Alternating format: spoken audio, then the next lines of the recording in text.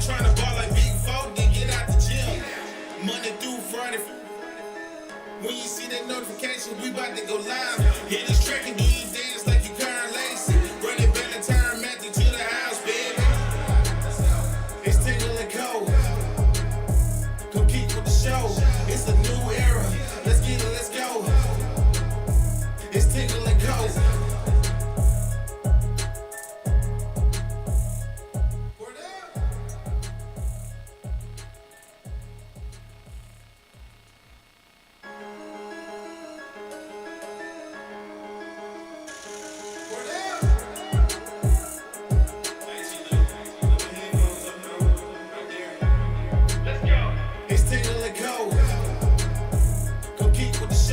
It's a new era. Let's get it, let's go. It's Tingle Co. What up, Lloyd? What up, Lloyd? You can call me him. I'm Shay Dixon in the whip with them RPMs. Gotta pull up to the chat and shit out to them. Not trying to ball like big folk, then get out the gym. Monday through Friday. When you see that notification, we about to go live. Hit this track and do you dance like you Karen Lacey. Run it back and turn Matthew to the house, baby. It's Tingle Co. Come keep with the show. It's a new era. Let's get it, let's go. It's Tingle Co. Word up.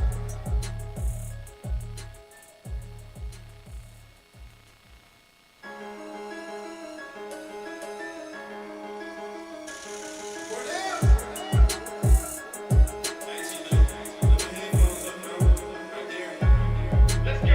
It's Tingle Co.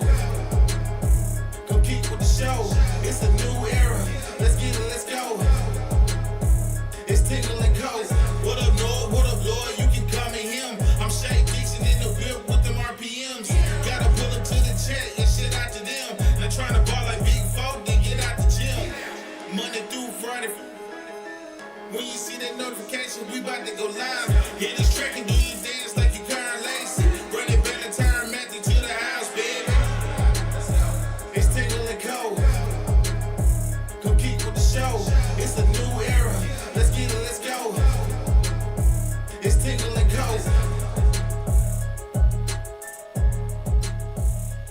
Word up.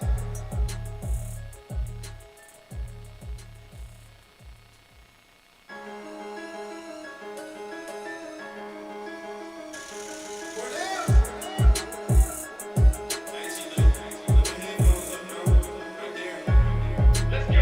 It's Tingle Co. Come keep with the show. It's a new era. Let's get it, let's go. It's Tingle Co. What up, Lloyd? What up, Lloyd? You can call me him. I'm Shay Dixon in the whip with them RPMs. Gotta pull up to the chat and shit out to them. Not trying to ball like big folk, then get out the gym. Monday through Friday. When you see that notification, we about to go live. Hit this track and do you dance like you Karen Lacey. Run it back and turn Matthew to the house, baby. It's Tingle Co. Come keep with the show. It's a new era. Let's get it, let's go. It's Tingle Co.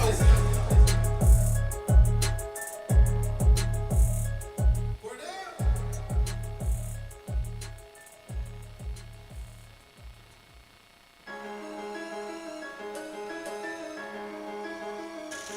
Word up.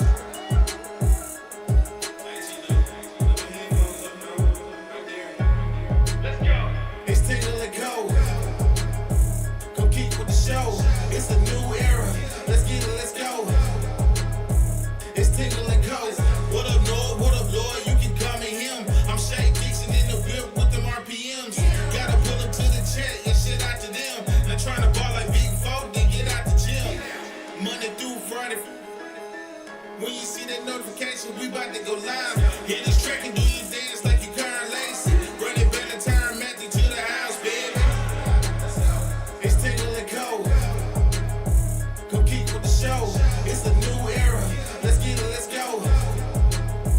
It's All right, good morning and welcome in here on this Friday morning as we close out the week here at Tingle Co. We appreciate all of Friday you. every day. And that's when a you good live thing. the dream. You know what? When you're doing what you love, right? When you're doing what you love. You'll never work a day in your life. Amen, brother. We appreciate everybody getting in here live on this Friday morning as we are in our Southern Regional Medical Center studios. Shout out to the team here at SRMC, Jason, Charles, Kevin, BJ, the whole squad here at SRMC as they house Tingle Co, brought to you by FanDuel.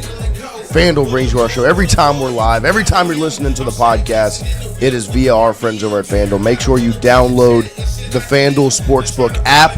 Go to the FanDuel website. FanDuel Sportsbook brings you Tingle Co every time you're watching it. I'm opening up the app right now and checking in on last night's parlay. Started off real strong as the Pirates win, the Reds win, the Canadians win. We're 3 for 3. And then LSU loses, and the Braves lose. I have a rule. You don't say the L word. LSU threw the L word. They did. In Meyer. They sure did. So the parlay, I had a good feeling about it. Could have cashed out, but wanted to stick it through for the fellas. That's how we do it. Tingle Co. We're not going to cash out the SRMC MFTNC parlay with our friends over at FanDuel. I'm sure we'll have a parlay for you later today as well. We appreciate all of you starting your morning with us all week and closing out the week here on this Friday as we are live here at our Southern Regional Medical Center studios. Lloyd, Wyatt, good morning, sirs. How are we doing? Excellent. Had a sleepover last night. Oh, yeah? With one Wyatt Vaughn, WV, the bus. A.K.A. Hot Dog Boy. A.K.A. Hot Dog Boy. You got to meet the whole fam, which was unexpected, but that's just because I don't pay attention to anything. Yep. Also, graduation on this side of the family. The Adopto graduating, There we go. I believe, this morning, 8 a.m. Okay. Yeah. 8 a.m. Congratulations. Walking across the stage. Yeah, there you go. Right now. Wyatt, it is always interesting to get an insight into why Lloyd is the way he is. It was kind of like being at a zoo, right? And I liked being in that living room and just kind of observing, you know? Yes. Don't tap the glass. Peeking behind the glass and seeing what was going on. It was just, you know, a wild exhibit of drinkers, you know? And it was just, it was very interesting to see, you know what I mean? Oh, that's what happened. Bob was like, is Wyatt here? First of all, she's like, oh, you're home. Don't choke on it. I won't. And she's, you know, oh, go get Wyatt. He was sitting up. She was like, I'm just going to do the document for the show. Right. And she's like, absolutely not. He has to come down here and come have a bourbon with everyone. That's not how this I works. don't drink bourbon. You do in the Courtney household. Apparently. You got no choice, Wyatt Vaughn. But you see, he and still if you got don't his. drink that one, it'll still be there in the morning. Get you going with the coffee. There you go. And as you see, he still has his graduation gown on. Wyatt will walk across that stage That tomorrow thing has morning. got to smell. Of course. Two claps for Wyatt. Ready. Maybe 7 claps seven for claps 7 for years. 7 years. Ready. And one to Good grow job, on. Wyatt. We appreciate everybody getting in there and starting their 13 morning with semesters. us. As LSU baseball was on the diamond last night in Alec Box Stadium as they play Florida this weekend. Game 1 was yesterday evening. We were there. We were in Alec Box. We missed the fun part of the first inning. Walked in after Florida had already scored 6 runs. And then really everything after we walked in kind of went well.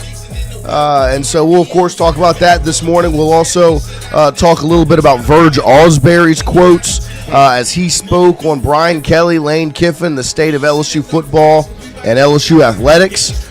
So we'll get into that this morning as well. And then, of course, at 9:30 a.m. this morning, you will meet some more of Will Wade's LSU basketball staff as the chief of staff, Greg Goldin, will join us at 9:30, and he will join us along with Allison Wade, who's the director of nutrition for LSU basketball. So you'll meet 2 more members of Will Wade's staff, chief of staff and director of performance, Greg Goldin, and associate director of performance nutrition, Allison Wade. They will be in here at 9:30 a.m. this morning. So to close out the second hour, you will meet more of Will Wade's staff here in his second tenure in Baton Rouge as the LSU basketball head coach.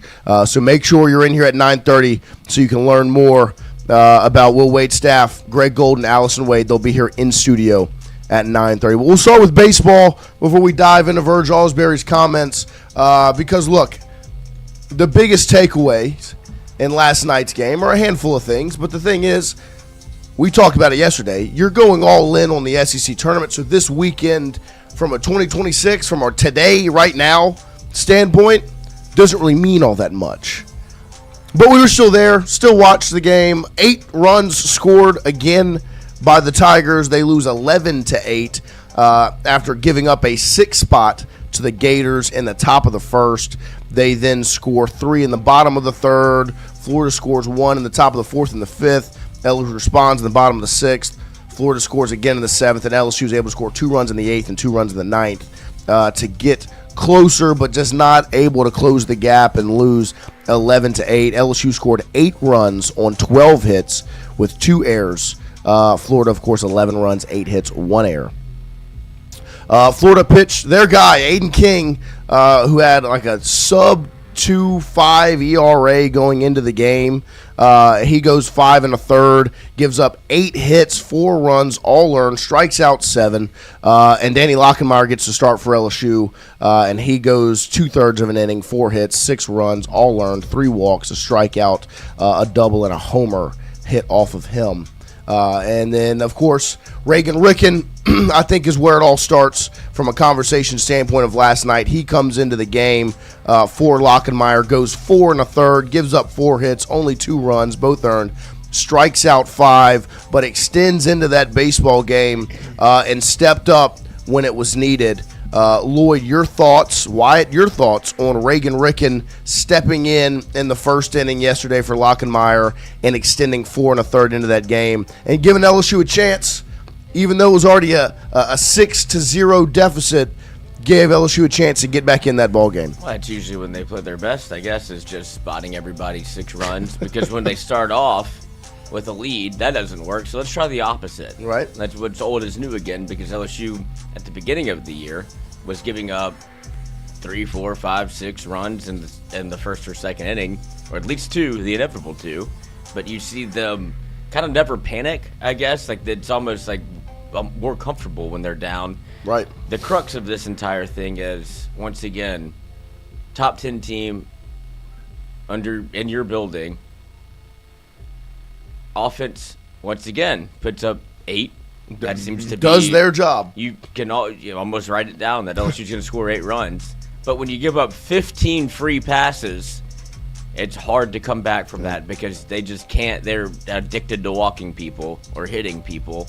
And then you saw also a little bit of the bugaboos on defense. You have 2 errors. But the offense is the promising part, and then to see Ricken come in a bad spot. Like, of course. That's unenviable. Nobody wants to be there. And be able to kind of steady the ship a little bit, and ultimately LSU loses. But that's the reason that this is like the fentanyl of baseball. It's like a drug you don't want to do, but when you do it, you like it, but inevitably you're going to die. And that's what LSU baseball is. If I wake up, I'm going to do it again, and they will have another dose today. Yeah. No, they'll be back out in Alec Box today. But that's the thing, right? It's all about your perspective and the way you're watching these games, right? If you're watching it for your 2026 enjoyment and with 2026 on your mind, it's probably not very fun to watch, if I had to guess. I mean, we were there last night. It wasn't a very packed house, especially as the game. It felt like a midweek almost. Like, even going into it and while you were there, it just doesn't feel like an SEC weekend, especially against a team like Florida, who's been kind of your SEC rival, played them in 2 national championships, and it just didn't feel like an SEC weekend. But that's because the attention is on next week in the SEC tournament. And what you wanted to learn was, one, does the offense keep doing what it's doing?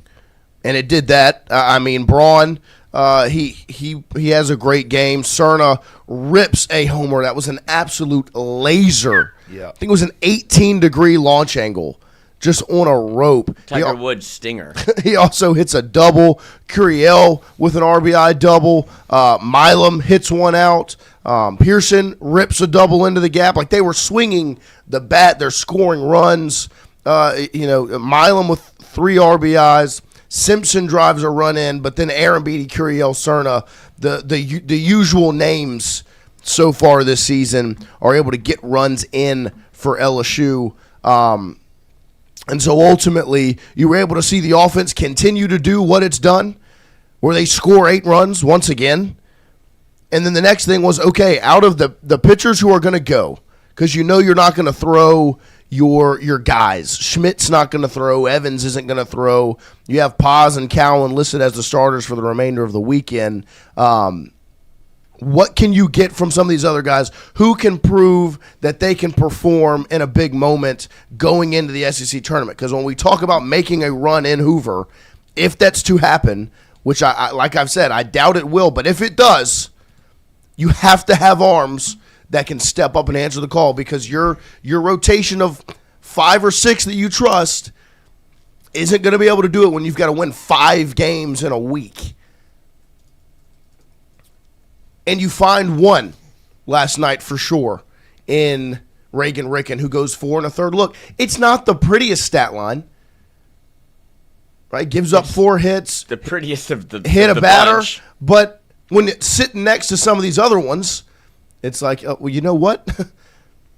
And he went 4 1/3. He did his job. He put zeros up on the board. He gives up 2 runs, but ultimately did what needed to be done, and is a bright spot going into next week. I anticipate if LSU does extend into the week in the SEC tournament, you will see Reagan Ricken pitch.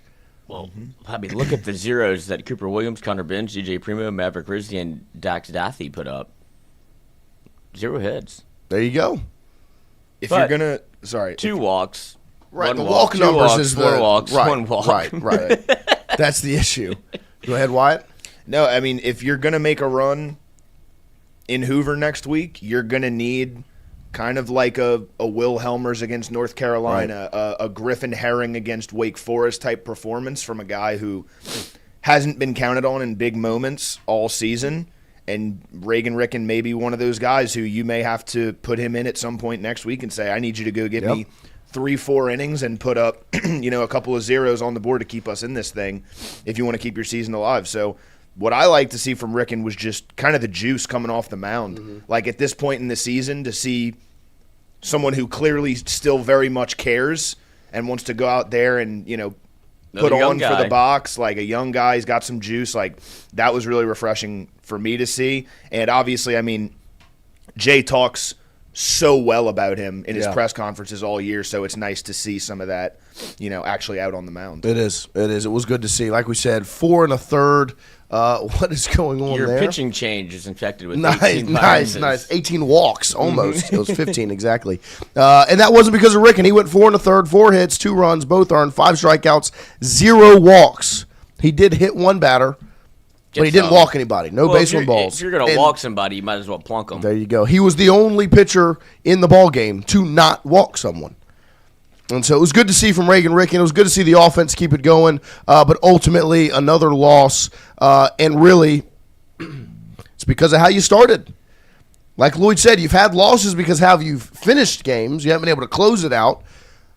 Well, this one, you go down 6-0 at the start, and you just can't climb out of that hole. Like, you just can't. You can't get those runs back. You aren't able to tie it up ever.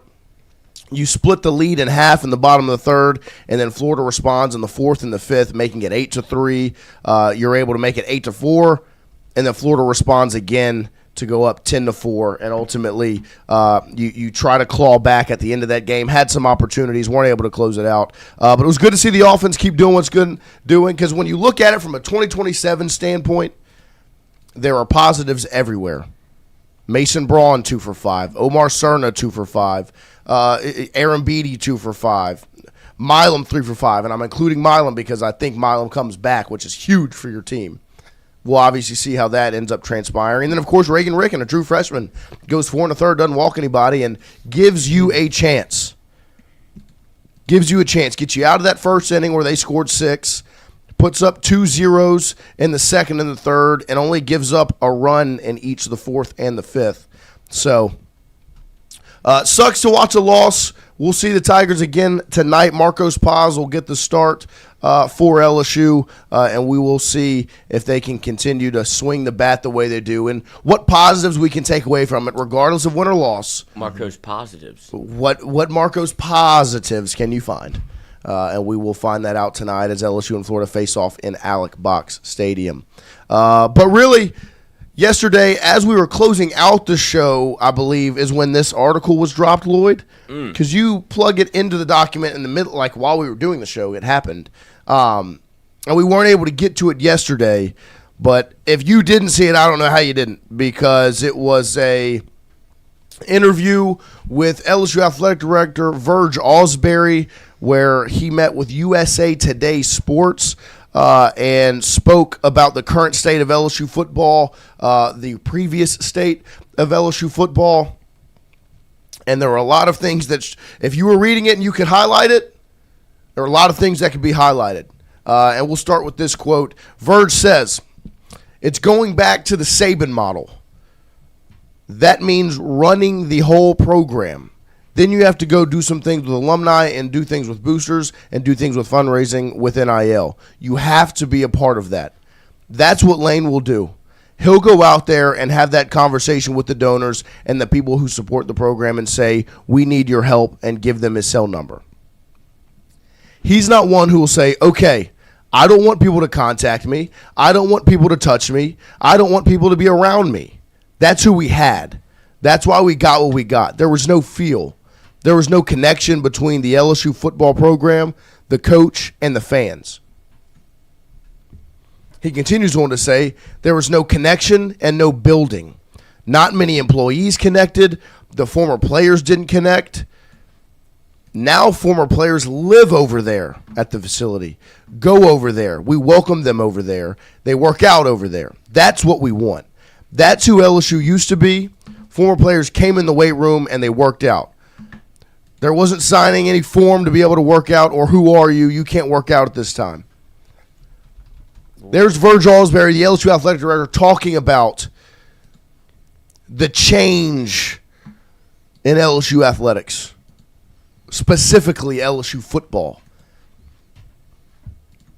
and what had happened prior and why it needed to be fixed. The problem had to be solved. And the way Lane Kiffin solves that problem. Lloyd, when I read these quotes, when I read what Verge Ausberry said, what do you hear? My inner conscience. Everything, like it feels like Verge pulled all of these things out of my brain. Like all the things that I have felt about Brian Kelly, all the things that I felt were wrong with the program, ultimately were proven true. Because look, we had a little bit of insight with. Look, we're good friends with Rowan Davis. He comes on the show. He gave us some insight. As a former player, he's like, I don't want to be around that building. Yeah. And even if I wanted to, I can't get in. And that's ultimately the downfall of he was everything LSU. He was the opposite of what LSU is. Yeah. It is former players. It's the brand. It's bringing back all of the success that you've had. And look, you should be thrilled that they want to come around the building. To make me sign a form and be like, who are you? What'd you do here? Bitch, look at the wall. Who do you think built this place? Right. Like, it wasn't you. I know that for a fact. And anything, you're tearing it down brick by brick. I am the one. We are the ones that are allowed you to come to this place, to make you leave Notre Dame because you see the success of LSU, and to even have the audacity to ask me, what'd you do here? Who are you? First of all, BK, why don't you come pick up a weight with me too? Get off the shot or take another shot, whatever you want to do. But don't ask me who I am. And that's what LSU is. Like that, when Ed Orgeron had it right, it was the Tiger Walk. He brought people back. You see the alumni.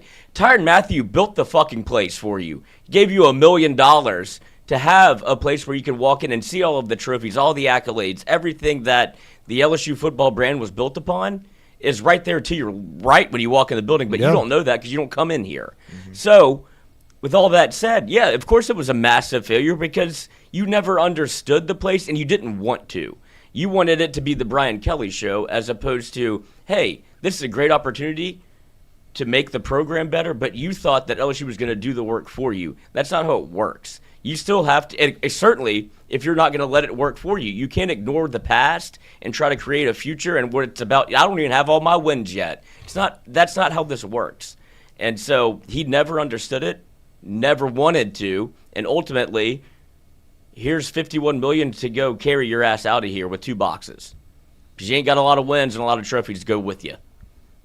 It's very true. I mean, look, it was nice to see this article and to see the Validation and just the transparency, the honesty. You know what I mean? Like just being open and honest about what was going on, and because you see the results and you assume, kind of like we did. We had a pretty, like you, Lloyd, you had a pretty strong gut feeling of what was happening, and then you double that with now it's confirmed. I mean, we talk about fit all the time, right? And you have to have an understanding of what LSU is, the way LSU works, and then also Baton Rouge and Louisiana. Like, how does it work? Well, you need to be able to be personable.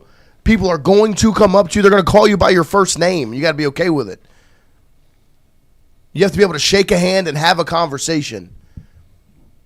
And when it comes to LSU football, like Lloyd said, ooh, don't touch me. Like Lloyd said, those guys that want to come in the building and work out, their pictures are all on the walls. Their trophies are in the trophy case.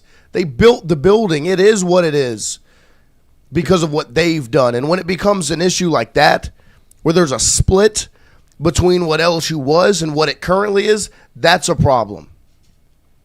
Because LSU is supposed to be something that is always and forever, right? What was the recruiting pitch for LSU? It's not a 4-year decision. It's a lifetime. It's a lifetime decision. And so the lifetime decision was, hey, you commit to LSU, you leave your blood, sweat, and tears out on the field, out on the practice field, and in that weight room. You can come back whenever you want. You have access to everything that LSU can provide. And when he was the head coach, that was gone. And the problem has been solved. It's nice to hear Verge say from looking in the future and in the present and no longer the past, is saying that that's what Lane will do. He'll go out there and have that conversation with the donors and the people who support the program and say, we need your help, and give them his cell number. Kiffin is not one who will say, okay, I don't want people to contact me. I don't want people to touch me. I don't want people to be around me. That's who we had. That's why we got what we got. There was no feel. There was no connection between the LSU football program, the coach, and the fans. And that's why Lane Kiffin being on a float in St. Patrick's Day and Mardi Gras and doing those sorts of things hits the way it does is because look at what it was before. When you have a head coach who's completely disconnected and you see one who's not doing anything crazy, he's not sitting down and having a meal or a sit-down conversation with each and every fan, but he's involved. He's open to the state of Louisiana. That's all it is. A part of it is embracing the culture, and the culture's fun. Mm-hmm. You should want to, people would crawl over glass to be a part of St. Patrick's Day and ride in a float, to be able to be a part of a New Orleans Mardi Gras, right, and be on a float and do the things that you get to go on stage with Bootsy. Like, that's part of the deal if you embrace it. If you actively are negative about those things, you're not going to make it here, and you're going to get chewed up and spit out. And that's what happened. I don't think Louisiana culture, and maybe I'm wrong just because I'm from here, if I saw it through like in a vacuum, I'd be like, that seems like a good time. Right. And in order for it to be a good time, you have to embrace the people that make it a good time. It's not a party of one, it's a party of all. Right. Like, everybody's invited, have a good time. You do want to shake hands and rub shoulders and meet and greet and talk because we mean well. But if you're going to ignore all of that and be cold about it, right, you are enemy number one. It's like, why aren't you here? Like, that's the biggest conversation of probably anybody. It's like, oh, why didn't you want to come? Why didn't you want to do that? Like, it's a good time to be here. Mm-hmm. And for people that like don't accept that, you better be working. You better be doing. If you can be a winner, then that's fun. It's like, oh, that's his process. Great, that's fine. But ultimately, you didn't win, and then it becomes very easy to go, he was never here. Well, and it's because there's a blueprint, right? We've talked about it nonstop. The Saban, I mean, there's in the article, right? There's a way to win here. It's been done before. That's why you come to LSU. If you're Brian Kelly, if you're Lane Kiffin, you come to LSU because of what? Talent. So you can win national championships. And the craziest part is there is a blueprint to do it, and if you just follow it, idiots have made it work. 2 out of 3 are absolute morons. And if you can just have your wits about you and put your pride to the side and follow the blueprint, you will do it. And that's why I don't think it's a surprise that Brian Kelly, is the one coach since the year 2000, since this century began, that has come to LSU and not left with a trophy. Has not put a ring on his finger. Saban did it. Miles did it. Orgeron did it. And as stupid as they may have been in certain aspects, they were smart enough to follow the blueprint and make it work. And potentially, the winningest coach, maybe the smartest coach, was the one that couldn't get out of his own way and make it happen. And that's why you had to make the decision you made in October after the loss at Texas A&M, because you could not allow that to continue to happen. You could not continue to get farther away from what LSU is supposed to be. And it's why you go get Lane Kiffin and you solve that. You almost single-handedly ruined the brand. If you would have let it continue on, you would have 1,000% crumbled it to the ground. And I will always and continue to say it's the best loss I've ever seen. LSU, Texas A&M, you let the one thing happen that never happens. Rome was burning. You watch people come into your Coliseum and take it over. And it's like, what's going on? Like, this doesn't happen here. He Trojan horsed you. Right. Like, how did you let these people into the building?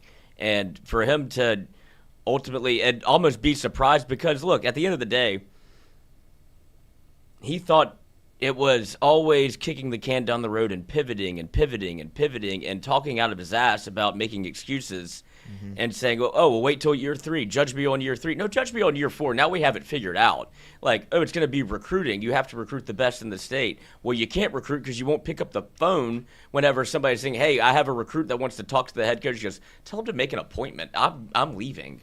That's not how it works. You have to – Lane Kiffin, a perfect example. I don't take no very well. Sam Levitt, look, we may have bungled it in the meeting and it's very public. Guess what? I'm going to go make it right. I'm getting on a plane because that's the resources that LSU provides you. Like, oh, he's going to Atlanta? I'm going to Atlanta. I'm getting on the plane because at the end of the day, you have to recruit the person and you have to give effort. And that's all we ever say about any coach that comes through this door. Whether it be Will Wade, why do you think people love him? You see the passion, the intensity, the fervor to win. Right. He changed LSU men's basketball because of his intensity. And he's like, I'm not going to let this thing fail. I'm going to make it a winner. And if you don't want to be a part of that, too bad it's happening anyway. Like the first time he was here, he goes, it's in the union, and he's like, I want this thing packed out. Of course, I want the students here. I will buy food for people Right. to come here. Like we're very easily wooed. Oh, here's a couple of Cane's boxes, and everybody's hanging off the rafters. Now, fast forward, you see the success he had the first time. You bring him back. Now it's in the PMAC for everybody to see because you know people are coming. That's what this place is because Will Wade wants to win, and he cares about it. Jay Johnson cares. That's why people love him, despite the fact of what happened this year. You can't question the man's work ethic and what he wants LSU to be, and he did it the right way from the onset of appreciating the history, making sure that Skip Bertman is forever remembered, regardless if he's coaching or not. It's that, look, I'll never be the best coach here, but you know what I'm going to do? Become best friends with the man because he knows how to do Right. it. And that's where you have to respect the history that's been here. And Brian Kelly was trying to rewrite what LSU is, and ultimately that's why he failed, because the ego was too big. He was ignorant to everything that he was walking into, maybe for a paycheck. I mean, the saying, it goes, it's LSU football, LSU in general is bigger than any one man. And when you can put your pride to the side and accept that, awesome things happen. Banners get hung. Rings are on your hand. Trophies are sitting over your shoulders in your home office. When you understand that LSU baseball or LSU football or LSU basketball or LSU in general is bigger than me, great things happen. You win championships. But when that doesn't happen, when it's It's not LSU's lucky to have me. No, Wrong. sir. Incorrect. And you'll see. We'll find a way to scrap and scrounge and claw $60 million together to kick you out the door. LSU, Louisiana doesn't have money. LSU doesn't have the money. Piss them off, and they'll find it. And they did. And they found 160 million more, probably 200 million more. To go and get the next coach, someone who has an understanding, because what? We ain't You got a said it- whole lot. You said it about Jay. What was the first thing he did? Was he understood the situation, and he talked to who? The greatest of The all time. Godfather. Ooh. Who is Lane Kiffin tied to? His role model, his mentor. What's he? Greatest of all time here in football. Nick Saban. You got to understand it. Jay understands it with baseball and Skip Bertman. You have to appreciate the past to understand the future. It's not that. It really shouldn't be that difficult, right? I mean, You I don't should think it's want that to hard. do all those things. Like that should be part of the reason you take the Of job. course. You know That's what makes LSU different. Maybe I'm just biased because I'm an LSU fan and I think of like, oh, Tyrann Matthews working out in the fucking gym. Like that's awesome. you should call a recruit immediately. Exactly. Right. Like, why would you not want all those guys in your facility? Why would you run away from all that history and one of the biggest brands in all of college He was sports? trying to rewrite the textbooks. Right. Like, it doesn't, I don't understand that part of it. You know what I mean? Yeah, I because he just- wanted it to be about him. Yeah. He wanted to be the reason that LSU won. Like, oh, sure, that happened, but watch how the way I do it. Mm-hmm. And he erased a lot of, or tried to erase a lot of what was written and write his own Bible, his own Right. New Testament of, no, this is actually what happened. Like, that's an old era. We don't do that anymore. Right. And like, let's come to the facility and tuck in your shirts and take your vitamins and take quizzes. Right. Brother, we play ball. Yeah. We don't play school. You don't. That's how you force people out that are talented, is to make it a job.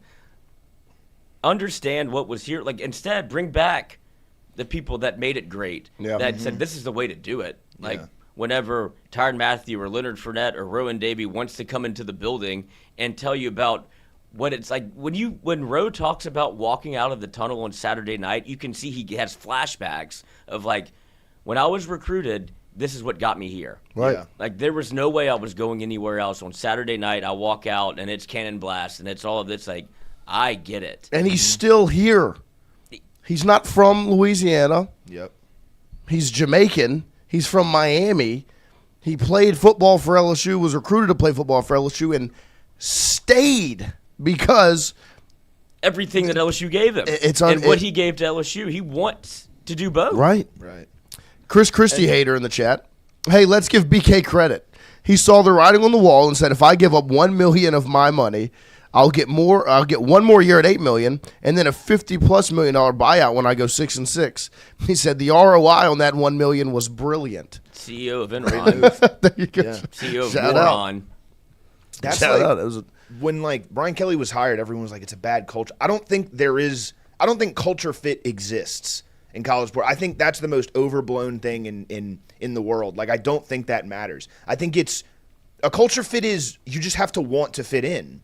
Like, it's not difficult. Like, I don't have to think, care. It's just I don't care. think Brian Kelly couldn't have fit in here. He just didn't want to. Like, he didn't take the time to do it. He thought he was the culture. Right. No. It literally is kind of like last night I'm sitting upstairs and you're like, no, come fucking downstairs and hang out. Like, this is the fun part of it. You know what I Right. mean? And like, he just continued, no, fuck that. I'm just going to be up here and not work. I'm going to do nothing instead. Right. You know what I mean? I took away his laptop and phone. He's like, you're not There you doing the go. document. You're coming down to meet the family. Like, this Yeah. is how it goes here. And it's like, this is the culture of what this is how I was raised. a great example. Right. Come see it. And you're like, oh, this is fun. I get it. Like, there's a whole bunch. It's a bit of a mess, but it is also the beautiful part of it. Like, you see how things operate. You're like, oh, this is a beautiful mess. Right. And for, like, even Will Wade, like, when his first senior year, when we did a podcast with him, we cut the clip on the Will Wade podcast. He goes, fuck culture. Culture is winning. Right. Like, you don't have to have there's no such thing as culture if you don't win. You create a culture by winning, and then that's what it becomes. Like, Brian Kelly wins. Nobody gives a shit what he does. You could go do whatever you want. Win on Saturday. But in a perfect world, it's somebody that embraces the culture like Will Wade does, because ultimately that's what brought him back, was the culture and the fit in Louisiana, and he just couldn't get that bug out of his ear of what he was missing, because he didn't have it at North Carolina State. It's like, it's not the same.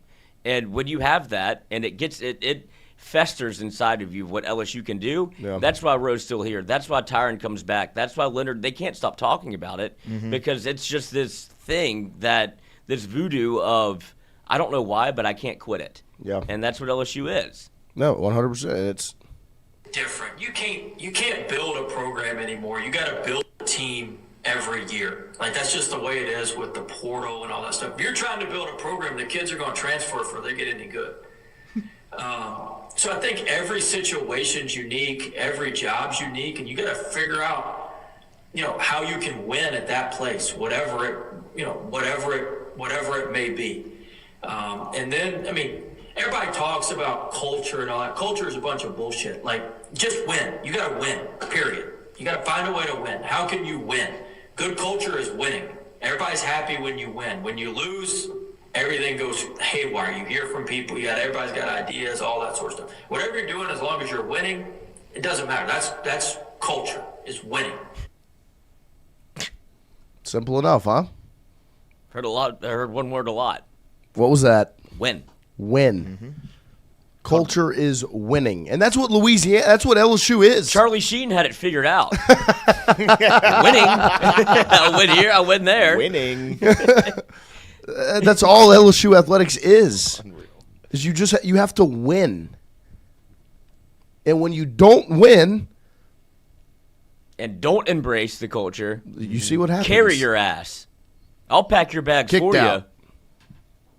And give you $84 million. That's fine. Take it. Go do whatever you want with it. Y'all are completely right. He thought he was bigger than LSU. Yeah. He thought he was bigger than LSU. And he thought, I'm going to show you. Well, he got shown. I mean, look, he came out on a good side of it. I mean, he walked away with $60, $80 million. Right. But I just, you heard Will just say it just a few seconds ago when you played the clip. Culture is winning. There is a culture. There is a culture of fitting. And unfortunately, he just didn't fit. I mean, it happens all the time in business. You hire someone and they just don't fit, whether it be your culture, your ideas, your vision. Great resume. Great. And look, unfortunately, you got to move on. I'm thankful that LSU didn't play the old we can't afford to get rid of him game. Right. I think that let me ask you this, and I don't remember. Was Notre Dame fans pissed off when we took him out of Notre Dame? Not like North Carolina State's pissed off that we took Will Wade. Like, so there was some flaws there. And I got to be honest with you, this goes back to the old AD. I don't think he vetted him properly. I think he wanted a name to make a splash.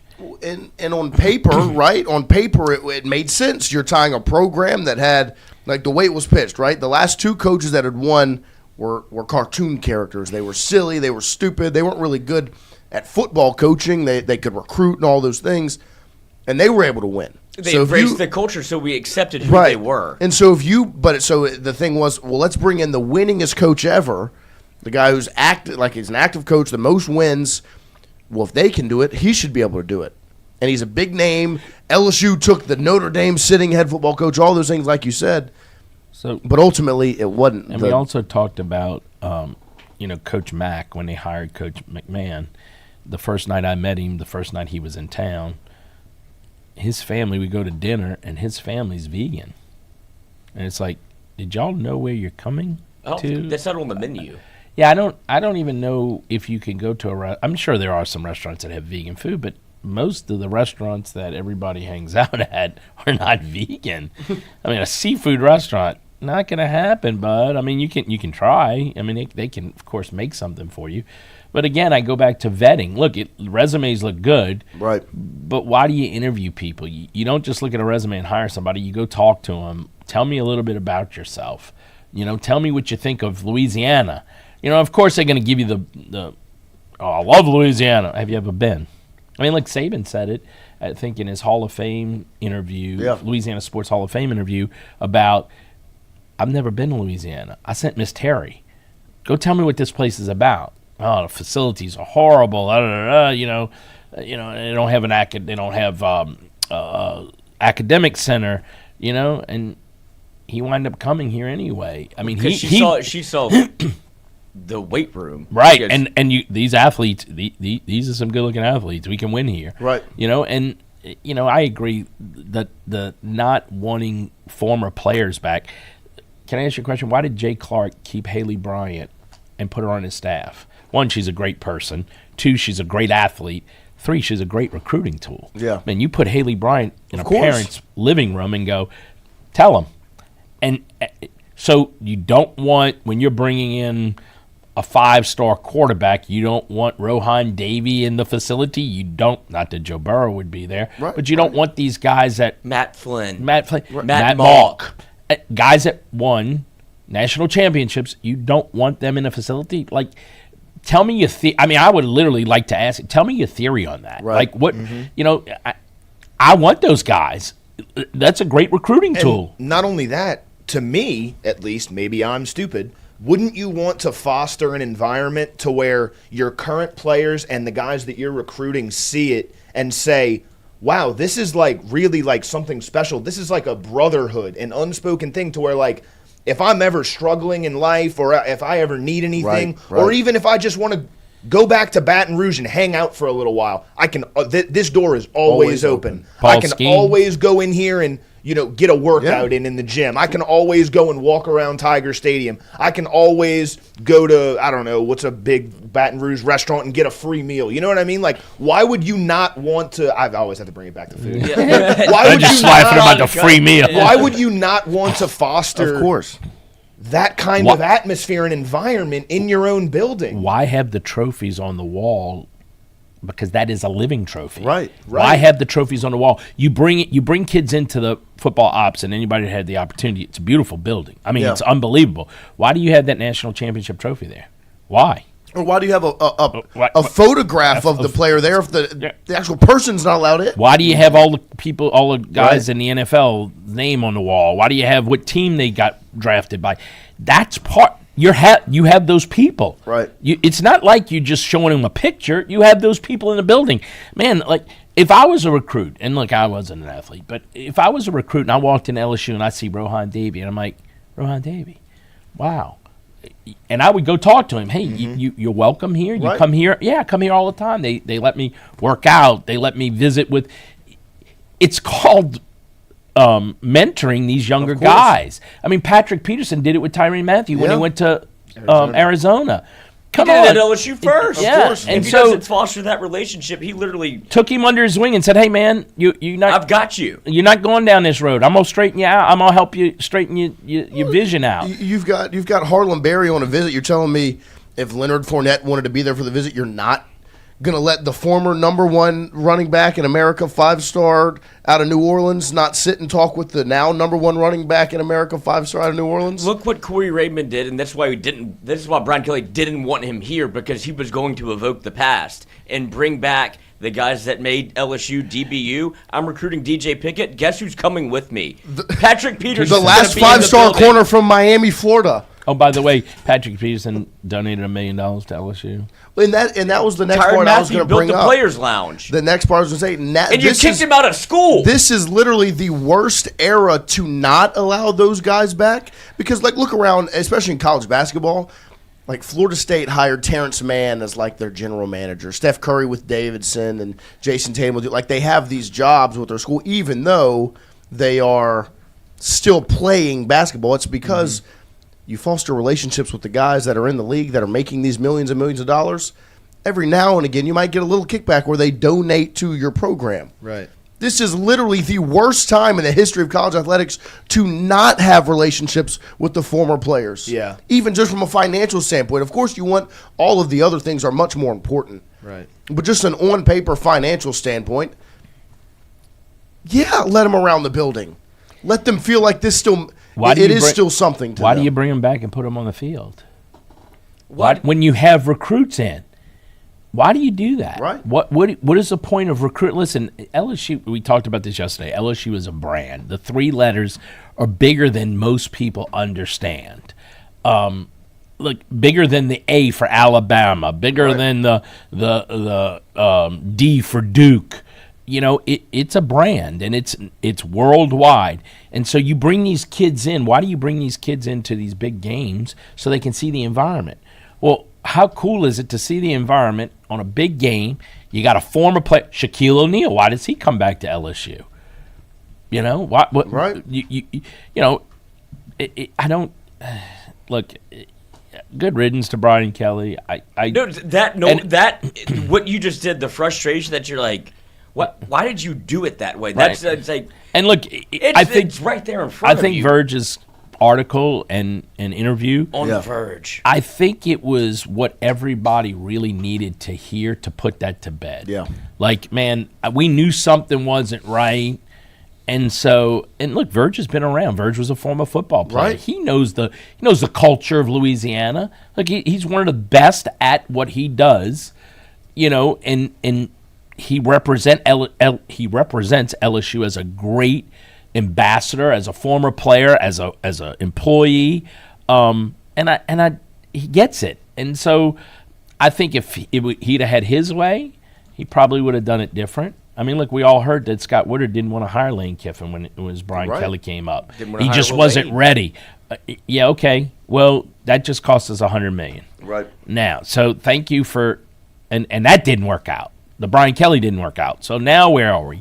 And so, look, you learn from your predecessors. You learn from their mistakes. I'm one that always teaches, learn by your mistakes. Make a mistake. It's okay to make a mistake. Just don't make that same mistake twice. Right. Mm-hmm. And so I think we've learned that. Look, clearly they learned that with Will Wade. We made a mistake getting rid of Will Wade. Yeah. We made a mistake getting rid of Will Let's Wade. fix it. So how do we fix it? We get him back first opportunity we can. Yeah. You know, and look, you know, I get the North Carolina State fans are pissed. You know, sorry. You know, grow up. Go follow your coach. Go. It's funny, we watch, you know, with this dinner coming up for coach, and you follow these people. These people are actually following everything you do or say on Twitter. Mm-hmm. It's like, do you not care about Gainey? He's your new coach. He played there. Go support him. Put your energy behind him. This is over with. You're not getting Will back. Okay, move on. You know, I don't. But to your point, it's the. Where was the outcry from Notre Dame when Brian Kelly left? Like, you just got your head coach snaked from you.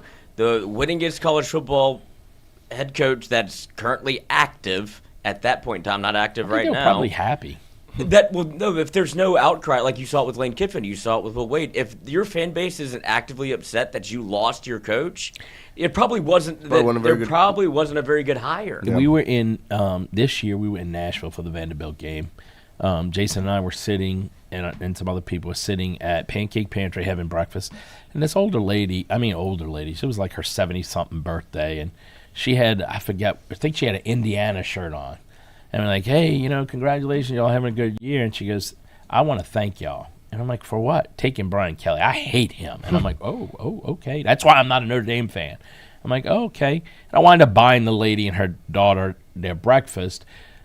Nothing bad about LSU. Just thank you for taking Brian Kelly. And Jason and I looked at each other like, damn. I mean, this lady's pissed. I mean, and like, she wasn't ugly to us or at us, but she's thankful. Yeah, she's appreciative. And she's definitely appreciative for the breakfast. And look, it was great to see that. And then this was before the game, you know, day before the game, and then we lose the game, and we're sitting. In the second half of the game, we left early. We sitting at P.F. Chang's, eating some egg rolls and watching the game. There you go. And we both looked at each other and went, I know why she didn't want him. And Jason said, he goes, dude, this is the end. He lost this game. Yeah. He goes, board of supervisors were on that trip. Don't lose that game. You know, he had Nussmeier sitting on a bench crying. You know. Vanderbilt put a sign up outside the away team media room that said, caution, beware of screaming, banging on tables, right? Like made a mockery of LSU. Vanderbilt was bullying LSU. Mm-hmm. Yep. Should never be the case. Nope.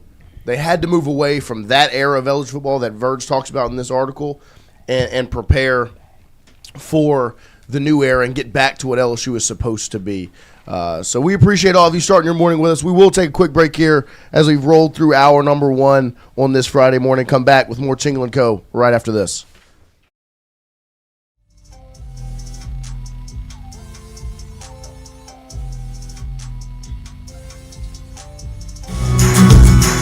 Wardos was created in honor of Alan Ward Branning III, fondly known by family and friends as Wardo. In 2019, the oldest brother of the tribe passed away unexpectedly. His remaining siblings and loved ones wanted to honor his memory in a special way. In 2022, Ward's family decided to combine the need for a sandwich shop in downtown Natchez with a desire to pay tribute to Ward's love of good friends, good times, and great food. Through blood, sweat, tears, and countless hours of hard work, Wardos was born.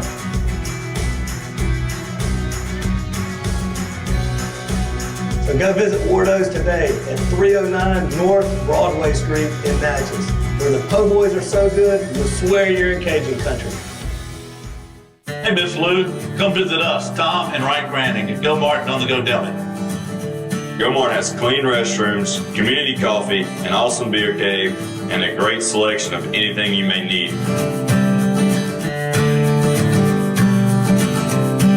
Located at the corner of Highland Boulevard and Highway 61 South in Natchez.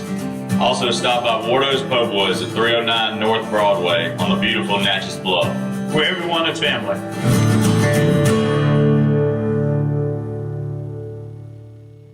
When it comes to your home, the roof over your head matters. At CAS Roofing, we don't just install shingles, we build peace of mind. With years of experience and a commitment to craftsmanship, our team shows up on time, gets the job done right, and treats every project like it's our own home. Whether it's repair, a replacement, or storm damage that caught you off guard, CAS Roofing is ready. We're local, we're dependable, and we stand behind every nail, every shingle, and every promise we make. Because at the end of the day, it's not just about roofing, it's about protecting what matters most. CAS Roofing, built on trust, backed by quality. When it comes to your home, the roof over your head matters. At CAS Roofing, we don't just install shingles, we build peace of mind. With years of experience and a commitment to craftsmanship, our team shows up on time, gets the job done right, and treats every project like it's our own home. Whether it's repair, a replacement, or storm damage that caught you off guard, CAS Roofing is ready. We're local, we're dependable, and we stand behind every nail, every shingle, and every promise we make. Because at the end of the day, it's not just about roofing, it's about protecting what matters most. CAS Roofing, built on trust, backed by quality.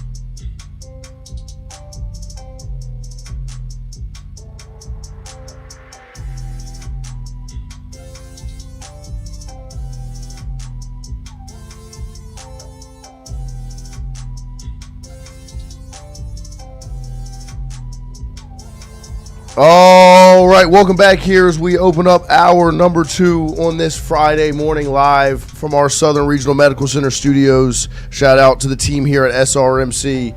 And we continue the LSU basketball conversation. Last week, we have Coach Wade in, and you will meet more of the staff today as Chief of Staff, Director of Performance, Greg Goldin, and Associate Director of Performance Nutrition, Allison Wade, have made their way in. Good morning to both of you. Good morning. Thanks for having us. Thank y'all. Thank y'all for joining us. We appreciate y'all making some time. And welcome back and welcome to Baton Rouge. How's Louisiana? I know we just talked a little bit off air. The weather, of course, was a perfect introduction to Louisiana. But how's it been being back in Baton Rouge? Yeah, being back in Baton Rouge, I mean, I almost get emotional talking about it. There's no place like the state of Louisiana. Yeah. There's not. And the people make the place. And there's no people like the people from Louisiana. Yeah. And I'm thrilled to be back. We got a ton of work to do, but absolutely thrilled to be back in Baton Rouge. Yeah. And for you, I mean, to move here, your first time, what's it been like being in Baton Rouge, being in Louisiana? Yeah, no, it's been cool. Like, everyone, when we were in Raleigh, kind of told me about the area and how great it was, and they were like, when you see it, it's just different. So I came down about a month ago, and these guys took me to a baseball game. They called it my recruiting visit, right? So I got to see it a little bit, and, they gave me a hard sales pitch. I'm like, guys, you didn't come pick me up in the private plane. I had a layover to get here, but no, everybody, the people are awesome. The food has been great, other than like the little bit of flooding. Right. I had to buy some rain boots this week, so I'm gradually kind of getting prepared. Yeah, I mean, that is the perfect introduction to Baton Rouge, Louisiana, where you have to take your shoes off to walk through the water to get to your vehicle. That's Louisiana. But both of you, just tell a little bit about your background, like, introduce yourself for those who don't know, and kind of the road and the journey to Baton Rouge and to LSU now. Do you want to go first? Sure. So I actually started my career a little less traditional. I actually went into the private practice realm, worked in a sports private practice and kind of building contracts with different teams and working one-on-one with athletes. That journey kind of took me to Raleigh and then into NC State, where I'd been the last few years. Went through a coaching change. Coach Wade came in, and it was funny because when he got there, he sent Greg, like, hey, go scope out Allison. Like, let's see if, like, she can be part of the team, So we met and just immediately, like, hit it off. And it's cool because now, I could say he's one of my best friends. and so we get to work together, which is awesome. But we built some really cool performance models and things that we had used in Raleigh, and Coach Wade is very on board with that. Yeah. Like, we can talk more about that later, but it's cool to have a coach with such buy-in to nutrition, and then the way him and I are able to collaborate, like with the strength and conditioning and all of our like athletic training stuff and nutrition, and the way we kind of hold that standard for the guys. We were able to just do really, really cool things that I think got him kind of bought in. Yeah. And when he said he was coming here, I mean, it was a no-brainer. So I came and did the visit, but I mean, I feel blessed to work for somebody like that who, you know, he'll be the first to admit, like, I don't understand everything we're doing, but if you tell me it's going to help us and, you know, we're seeing positive outcomes, then, like, I'm all for it. Yeah, Allison will actually start laughing at me when I start talking about this. This is your when we meet with the recruit, I get the same story, and so I've heard the story so many times that, like, I could retell the story, it's pretty but funny. it's a great story. Yeah. All right, so you want the whole deal? The 100%. Whole deal. Okay, great. 100%. So I was an intern at VCU when Coach was an assistant coach, right? And he would call me every night between like 9:28 and 9:32. Okay, and he would call me. All right, if you can't tell, Coach Wade is on it with the schedule. Right, right. He called me up and he said, "Hey, Greg, I need to get in the weight room tomorrow at 5 a.m." Gotcha, Coach. I was actually living in the weight room at the time. It's a story for another time, but living in the weight room, so it was pretty easy. I would just like wake up, click the lights on, open up the door for him. It was great. But we got a great relationship going. He would ride his elliptical, I would lift weights, and it was great, right? We would spend the first hour and a half of our day together. I went to Murray State for a year after my graduate assistantship at VCU. So I went to Murray State, and we know this about Coach. He's going to keep in touch with people. Oh, yeah. Right? He probably texts you guys. He texts Charles, Jason, everybody, right? Right. And so we would talk all the time. And then when he got the University of Tennessee at Chattanooga job, he called me and he was screaming at me through the phone, like, I'm getting a job. And I was like, Coach, what are you talking about? Like, you have a job. Like, what do you? He's like, no, you don't understand. I'm going to be the head men's basketball coach at the University of Tennessee at Chattanooga. I said, all right, like, but why are you calling me? He's like, well, I want you to be my strength coach. I said, all right, next question. Where's Chattanooga? Right? I know it's in Tennessee, right? But where is it? And so it was MapQuest days, so you could hear him typing. And he's like, well, it's 4 hours away. I'll pay for your gas, I'll get you a hotel, and I'll buy you dinner. Come on down.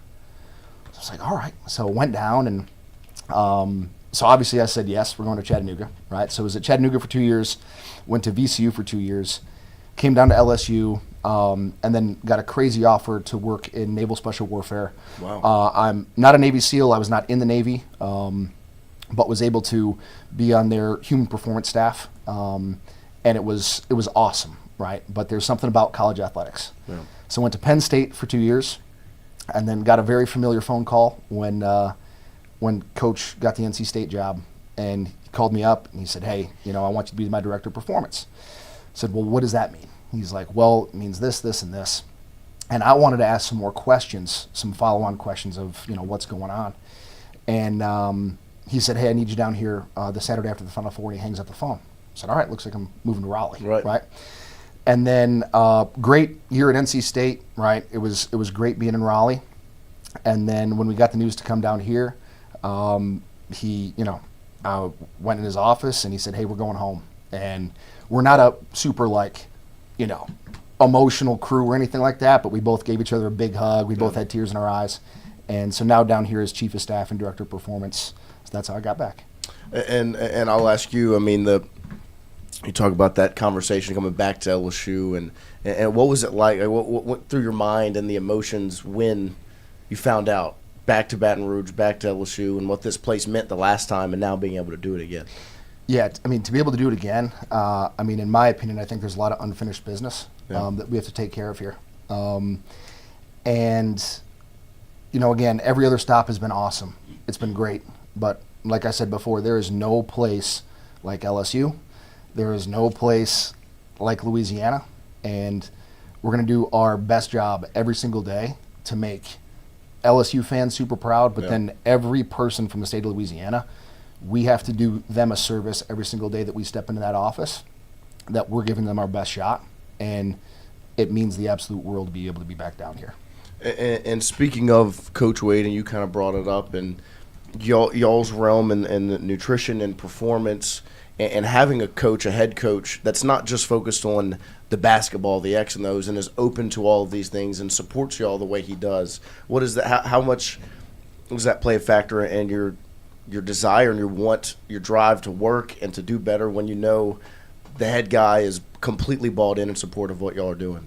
Yeah, I mean, it's not that it's unheard of, but you get a lot of coaches that they're just about the X's and O's, and we can kind of pitch them an idea, right? We went to Hawaii last year, right? So we had to think about circadian rhythm, getting guys on the right time zone, things like that, right? We were able to convince him to change our flight time, right? When did we need to leave so we could land, and what did we need to do on the plane to like have our guys ready? And we got there was no jet lag, everybody slept, like got onto a normal sleeping schedule, right? Like, so he sees that stuff, and I think it's, oh, okay, right? Like, this is why I pay you guys to do what you do, but if we can help, right, he can recruit, put the team together, but then if we can help give him the best product on the floor, minimize injuries, right, make sure everyone's available as much as possible, right, things are going to happen, but, you know, I think we have a lot of control over, like, keeping those guys healthy and available, and so I think, like, he sees it, and he doesn't need to know all the science behind it, right? Like, in his mind, if it's like his best guys can go and we're part of that, then we got the job safety. Yeah. And with that, you talk about recruiting in those aspects. What is it like talking to a recruit, whether it's a transfer or high school or wherever, and this aspect of the recruit, this part of the discussion, right? The performance, the nutrition, those things, because a lot of times a 16-year-old, a 17-year-old, someone that's coming out of high school probably doesn't have their mind fully wrapped around all these aspects of it. They're just thinking, just play basketball, like that's it. Sure. And being able to introduce this and the process in the recruitment pitch and discussion, but then also once they get to campus, what is it, how does that process work of getting them acclimated and adjusted to that life? Sure. So in our recruiting, like, I don't like to call it a recruiting pitch. Yeah. Like, we tell the truth. Where if we're going to look mom, dad, agents, kids in the face, and we're going to tell them that we're going to have responsibility over the health and welfare of your kid, we don't take that lightly. That's a major responsibility. And for us, we're going to tell them exactly how it's going to be, right? We paint a picture of a full year of what they're going to look at, right? Because would we love to have guys for 4 years? We absolutely would, right? But the reality is we're going to have you for 10 months, right? And we want to be able to, at the end of that 10 months, have them come in and say, wow, you did exactly, you were exactly the person that we thought that you were on a recruiting visit, right? You guys told us the truth, and you took care of us 100%. Yeah. So coming in, we paint a picture of what it's going to look like, right? Allison paints a picture of, hey, here's how we're going to take care of you, right? I paint the picture of the performance team, from mental health to athletic training to strength conditioning to dietetics to academics, right? How is this team going to be here to support you, right? And the strongest parts of their game are always going to be the strongest parts of their game, no matter what, right? But, we call it a little thing, but it's a big thing. What we do is the separator, right? All we are here to do is to elevate their human potential. Yeah. That's it, right?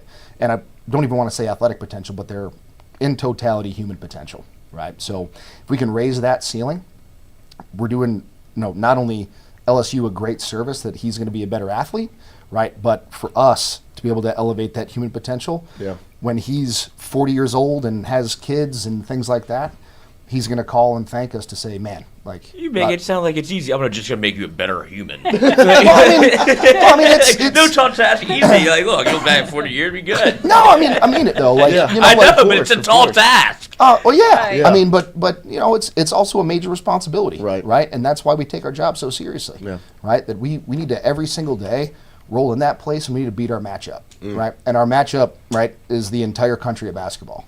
And I know we work that way. Our entire staff's going to work that way. That we're going to go in there every single day, and we're going to love kids the right way, take care of kids the right way, and we're going to do a whole lot of winning in the process. But if we don't hold ourselves to a high standard of moving people forward in life and elevating them as a human first, right? We work with humans that happen to be great athletes. Yeah. Humans that happen to be great athletes. So athletic potential, that's going to come, right? But we have to elevate that as well. Yeah. You can see why the SEALs are the SEALs the way that they are.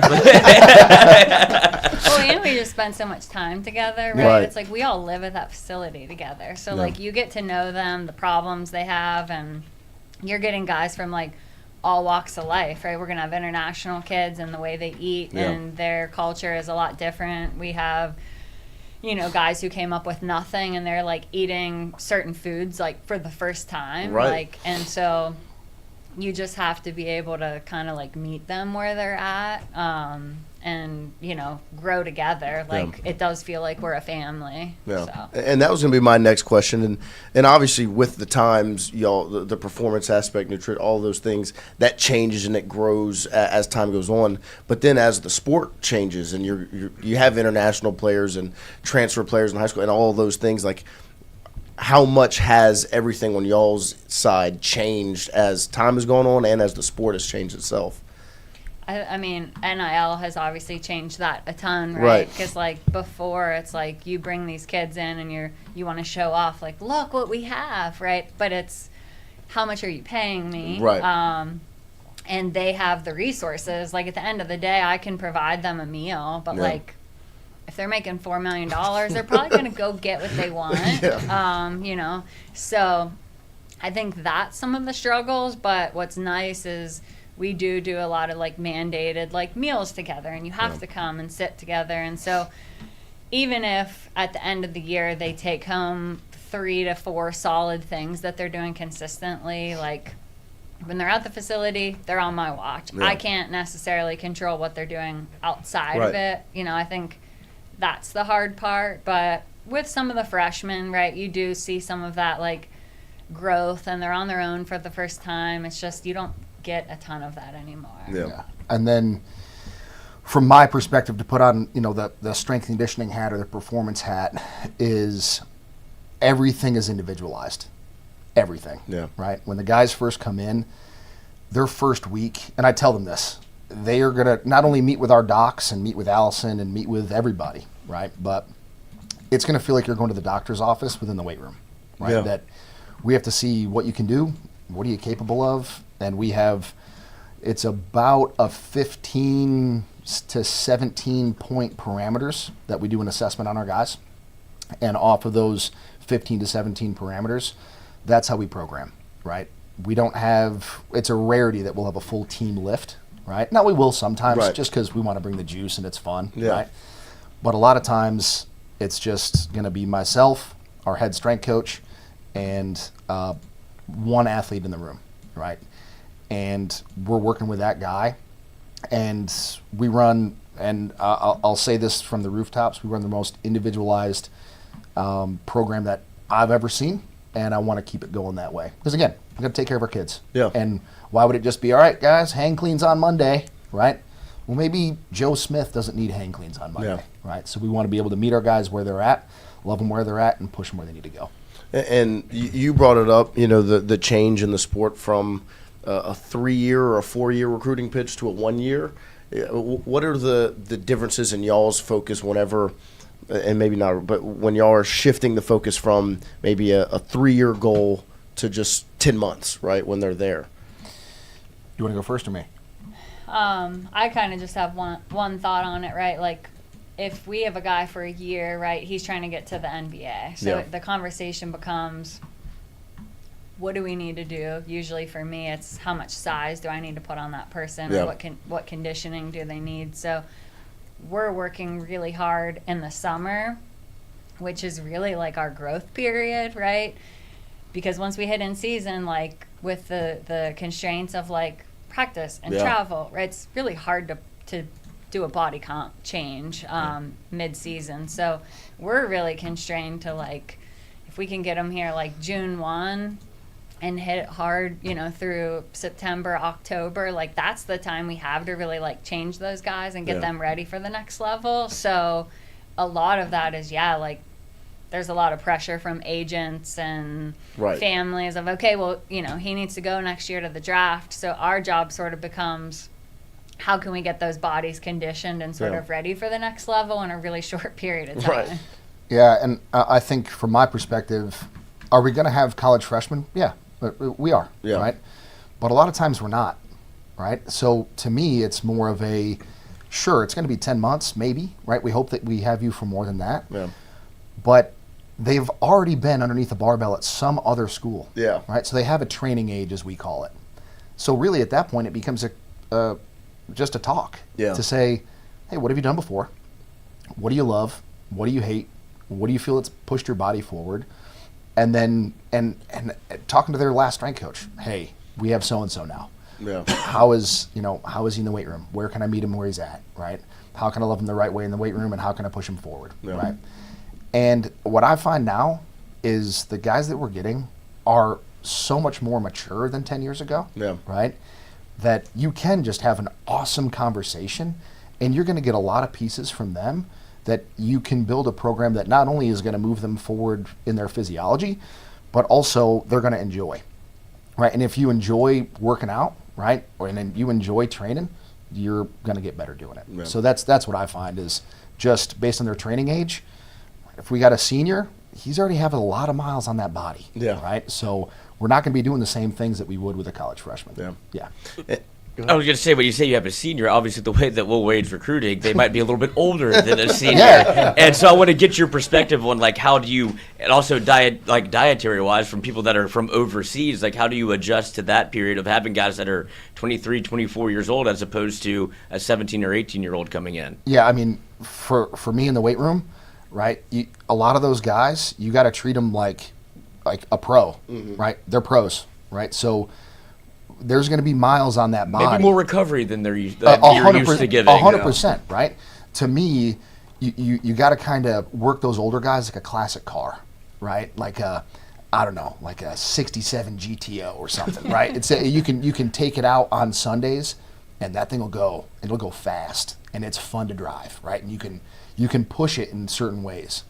But when it gets back in the garage, you better be changing the oil. You better be checking things out, right? So for us, right, we know our guys can go, right? If they couldn't go, they wouldn't be with us, right? So we know that we can hit the gas, right? But we also have to remember that we have a brake pedal, right? We also remember that there's other gears. And there's other cars in the garage. 100%, right? So for us, yeah, we need to push our guys properly, right, to get out of them what we need to get out of them. But also on the flip side, right, making sure, hey, get with Allison. You need a good meal tonight. Hey, make sure tap in with Sean Eddy, right? Get some recovery. When are we getting a massage? How are we doing this? And tapping in with those guys constantly to make sure that those touch points, because again, we can drive fast, right? But it can't be the only gear that we have. Yeah. Does that make sense? Yeah, it does. Yeah. And from the dietary perspective, does that change kind of what you're trying to do? Because look, let's be honest, America has its set of not the best in terms of what you can or can't eat. We have donuts here if you'd like some. I don't think they have that across the way. And Mediterranean diet is something that people kind of strive for. How does that change your approach to what you're doing here now with a different form of recruiting? Yeah, I mean, I think the international kids tend to have a better eating palate than when I'm getting guys that have grown up and been here, right? They would eat canes for every meal if they could. These guys definitely are I like vegetables. I've been exposed to more, right? The palate's a little bit different, but you do run into a lot of issues religion-wise with Ramadan and fasting, and, there's a chance we might have a couple of those kind of guys on the team, and that, brings up a whole host of different considerations of, feeding them in non-daylight hours and just being creative with that. But yeah, I mean, we have a wonderful performance kitchen on campus that with a performance chef that is very willing to adapt and adjust different types. Probably thrilled. Something a little bit different. I get to be a chef. Yeah, exactly. Yeah, but and when we do team dinners, which we can go into talking about, but throughout the summer, we have the guys kind of. We all basically rank the guys and give them a score at the end of each day. And one of the rewards of whoever our hardest working guy is that week, they get to actually pick a meal. Wow. And so what becomes really cool is we'll have guys that are like, hey, like I grew up with this type of cuisine. This is what I want for my meal. But we all sit and eat it together, right? So everybody kind of gets then exposed to different types of food. Yeah. I mean, last year we had like Haitian food. Yeah, we that was really had cool. Some Louisiana food. Yeah. We had your traditional barbecue, like everything. Yeah. And so everybody kind of gets exposed to that, and it becomes fun just to all try it And together. that's one of my favorite things that she does is that then it becomes one of our guys educating another guy of, well, I've never had this before. Oh, no, I used to have this.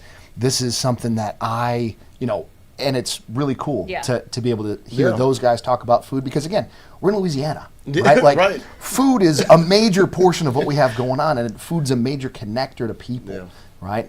So for us, that's why she's so important to our entire organization, because if we didn't have her, right, like our communication's lower, right?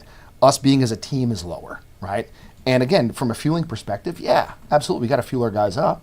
But so for her to be able to have that mindset, that's why she's so important to our organization. And I think that's really interesting because, with the way the sport has changed and you're taking portal players internationally, all these people that have, or players that have never really met before, or all these things, like that's another aspect of the actual team building, relationship building, because that's the biggest question mark. You hear it with LSU football and the way they've built their roster, all the 50 transfers or whatever, and building this roster with all these different guys, is how do you get them to mesh? How do you get them to be a team? Oh, we do a lot of that. Like so much. Yeah. Do you want to go first or me? I'll just talk about so we'll do throughout the week, we'll do a couple, just like everybody has to take their phone, go put it up on the counter, go sit around the table and eat a meal together. And the first couple times it's a little quiet and a little awkward. Yeah. But it was cool because I think by the time we hit preseason, I'm just thinking about last year, right? They're all talking so much that nobody's eating and we all want to go home because it's we've been there since 7 a.m. and we're okay, this is great, y'all are bonding, but eat your food, please. But can you eat Exactly. so we can go home? But then we'll also go to dinner around the city and break up into small groups with staff, players, support staff, and random groups, and go try a restaurant and just kind of go eat together. Yeah. So that's some of the ways food wise that we bond. I don't know if you want to add on to that. Yeah, I mean, just to your point of the meshing, I think that's everybody, people have some people have a negative connotation towards, oh, guys are only here for 10 months. Right. Stop. It's awesome, right? Now, again, do we want them here for 4 years? Of course. Yeah, we do. But it is a race, right, for young men's minds and young men's hearts, right? It's a race that we have to build lifelong relationships within 10 months, right? Even faster than that. We have to build lifelong relationships in about a month, right? And be authentic, right? Who are we, right? Because the more authentic we are, the more authentic they're going to want to feel around us, right? So if we just kind of tear our heart open and say, man, this is who I am. I'm here to love you the right way, right? Let's work super, super hard. Little things like that, going out to eat around Baton Rouge, or when we have mandatory dinner, which is every night, cell phones go up. We're going to have a human connection besides just through our screens. And so for me, I love it because you have to really dive in and you have to learn and know. And because if you don't learn and know people, they're not going to grow with you. Yeah. Right. And so learn people, know people, and then that's when we can get to the growth factor. And tell them about road games because I feel that's in the summertime. Yeah, because I feel that brought guys or brings guys really close, going through adversity, right? So in the summertime, right, every Friday we'll do something called a road game. Okay, so it's 2 different teams, right? Sometimes it's 3 different teams depending on what the mission set is that our guys got to complete. Or how many players you have. Sure, or how many players we have, right? This year they might get pushed to the fall, but that's okay. Well, I'm all right with that. And what we like to say is it's internal adversity before we hit external adversity, right? It also, so they're super tough, right? If you guys want to come out and check one out at one point, come out and check it out. No, don't do it. No, there's not. Everyone comes and watches, but it's best if you just bring a coffee. Yeah, just and bring a watch. coffee and hang out. There's not enough waivers in the world to sign. I don't even have insurance. You don't worry about Great. it. All right. Great. You're definitely not doing I'm not registered to vote. All right. I don't pay my taxes. Like, I don't exist. Yeah. Hold on. I do have to say this, Lloyd. I worked out with Greg Goldin one time. Okay, one time in his in-home gym, and he had built this gym. This is when he was here the first time, and he's like, Jason, we're going to start light. We'll do a little light, warm up. I'm definitely gonna add to this story. Yeah. Go ahead. The light warm up was a run around the neighborhood, right? It was that's a walk. my whole workout, That's the workout. right? It was a walk. It was. Yeah, it was. Yeah, okay, maybe it was. And so we get in there, and I'm like, what have I set myself up for, right? So I mean, he's got the ropes, and he's got all this stuff, and I'm just like, and this is when I was like 350 pounds, like not in good shape. But Greg, actually, there was a challenge between me and Charles, and some of the other coaches who could lose the most weight leading up to like the SEC tournament. And Goldin was my coach, and so every morning I would check in with him, and he would give me these little hints like, man, get a cold shower first, like it'll shock your system and all this stuff, like I want you to win, and cut out the soft drinks and all these things. And so I know a lot of people laugh at me when I post my morning picture of being at the gym, but that started with him, right? And so we get into this workout, and it's me and another guy, and he's got me on the ropes, and I'm like, man, I've never done this, but I've seen these guys doing it. I'm like, yeah, let's go. So I'm doing it, and I mean, I can feel the heart pumping, right? And I'm like, all right. He's like, all right, Jason, switch. And you can just about see it. Yeah, switch. Now get on the dumbbells. I'm like, all right. So I'm over there doing curls, and he's got me doing something else. And then the next thing you know, I'm passed out in his kitchen. And I'm not really sure what happened from that point forward. It was, guys, yeah. Let me tell you, that story and that haunts my dreams more than I can ever tell you. Okay. Yeah, because who's going to pull that 350-pound guy out of you? This guy. But the best part of the whole story was he called Lori, or the guy that texted Lori, my wife, and she's like, yeah, he's fine. And he's like, I don't think he is. Yeah, and call. Yeah, so we're there again. He calls it a run. All right, we'll go with that. All right, we're telling fishing stories. It was a walk. It was a walk. It was a brisk walk. It was a walk. And I'm getting thirsty now. So then we go into and again we're in my mind we're still warming up, right? And I'm thinking, Jason's coming over for the first time. He's probably fueled up, ready to go, right? So all of a sudden, right, Jason's there, and he's kind of checking the rotation of the earth. And I look at him, and like he is, lips the same color as his forehead. He is just bed sheet white, right? I said, hey, do you feel okay? No, I think I got it. And he's swallowing really hard. And I was like, all right, like we got to get inside. Vomit protocol. And of course, it's a garage in Louisiana. Right. I don't have air conditioning. In the summer. Yeah. In the summertime. It's hot. So I get it, right? Call it God, call it the universe. I don't know, right? I never have full sugar soda in the house. Never do. For some reason, thank God I had ginger ale that day. Yeah. He comes in, you pound about 6 ginger ales. Yes. Right? Yes. And all of a sudden, he's back to life. He's feeling good. And I was like, I could feel like I could feel it coming back, right? And I'm sitting there like, what happened? He's almost dead. Yes, It's like, he you died. like passed out. Like we had to move you into the kitchen. I'm like, I'm good now. And he goes, all right, look, did you eat anything before you came? I was like, no, man, no. He's like, all right. He's like, are you on any medication? I'm like, yeah, I'm on this. He goes, you didn't tell me that. Yeah, and I'm like, oh, I didn't know, man. Like, I didn't know what to do. I was going for a walk. yeah, exactly. Yeah, I mean, first workout, like, you're going to push me like this.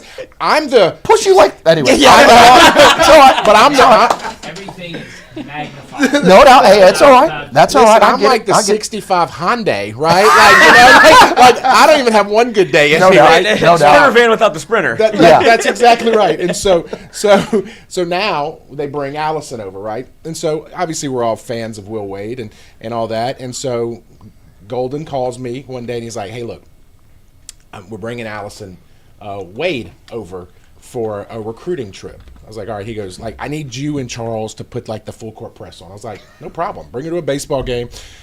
Bring her in. We get to know her, get to talk. And now we're like lifelong friends, right? And so she's got a dog. She's a dog person, by the way. She's got a dog. And so I text her one day. I was like, what is your dog's name, Will? Because the last name was Wade, right? She's like, no, it's not Will. And so I go to the gym And so she texts me now, and she's like, what gym do you go to? And I'm like, uh-oh. Now, are we going to do this again, right? And so I'm like, I go to the Spectrum. Yeah, I go to Spectrum, and she's like, all right, I think I'm going to check it out. I was like, all right, cool. So I text Goldin, and I'm like, hey, I think Allison's going to start going to the gym. He's like, do me a favor, Jason. You're never going to beat her there. I'm like, no. It's a challenge now for me. He goes, do not do it. You're not going to beat her there. She gets there like at 5 a.m., right? Like I get there at 6:30. I feel pretty good. She's pumping iron, and I'm over here like curling 15-pound weights. She's like incline bench, doing all this stuff, and I'm like, she's a freaking rock star. But I'm like, don't pass out in front of her. I will never live this down, right? And so I'm like, I was gonna ask you to work out with me today too.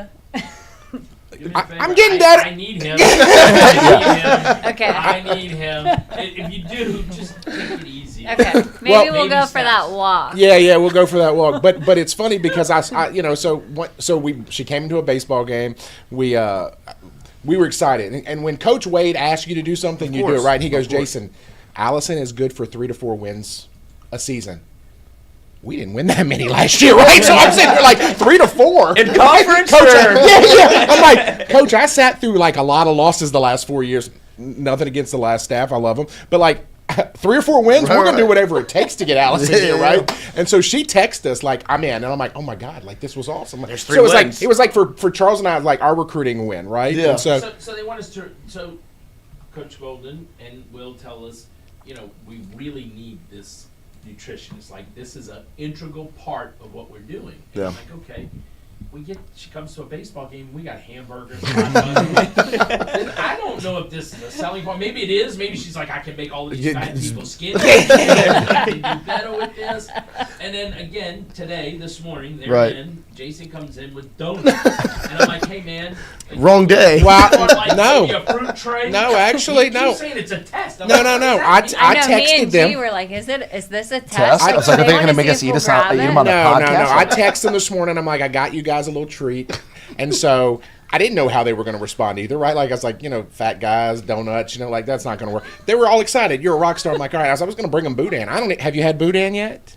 Yeah. Yeah, you have. Okay. Yeah. Okay. So that was going to be one question I wanted. First off, what's your favorite restaurant? Well, Goldin, you've been here so much. Yeah. So Goldin, what's been your favorite restaurant so far, Allison? I think probably Elsie's plate and pie was choice. Really good. Very good. I don't know where else have we gone. Phil's Oyster Bar. Yeah, I've had on my radar Phil's Oyster Bar. If you guys have heard of it. We'll go tomorrow. Oh, you haven't been actually? You have not been? Oh, we're a big lunch show. I've only we just go with the staff. Yeah. He doesn't want to work out. I've only been here like 10 days, so I mean. So I felt bad because when we went and picked up Coach, we had the 2 planes. And I got to fly home with Goldin. And Goldin and I sat next to each other. And literally we talked. So Goldin and I really became close last time. I'll even tell a funny story that when Goldin left LSU the first time to go do the Navy SEAL thing, and then he went to Penn State. You said that, right? Well, we had a strength coach left the LSU basketball program at that point. I'm literally texting Goldin in the middle of a game. I'm like, hey, man, you want to come back? And he's like, I don't know. I'm like, dude, we would love to have you back. Because you worked with McMahon as well at Murray. At Murray State. Yep. Yeah. And he's like, I know McMahon. And he's like, Jason, I just don't think I want to get back into college athletics, blah, blah, blah. And then he shows up in North Carolina, and I'm like, hey, it all works out. Yeah, it all works out. And so look at us now. Yeah. My next question for both of you as dietitians and people that are clearly buff, what does 27 to 54 hot dogs in 1 week do to someone? Because we've got a guy over there. He's hot dog boy. Yeah, I'm big on the mandated meals. So I'm sure you all, Goldin, I know you were following. You saw, and the best was when Will came that day. He goes, "Hey, you're the hot dog boy." So he ate. How many did you eat? It was 18 54 total. 54 total. In how long? In like a week and a half. All right, I wouldn't suggest. All right, don't go get your blood work done.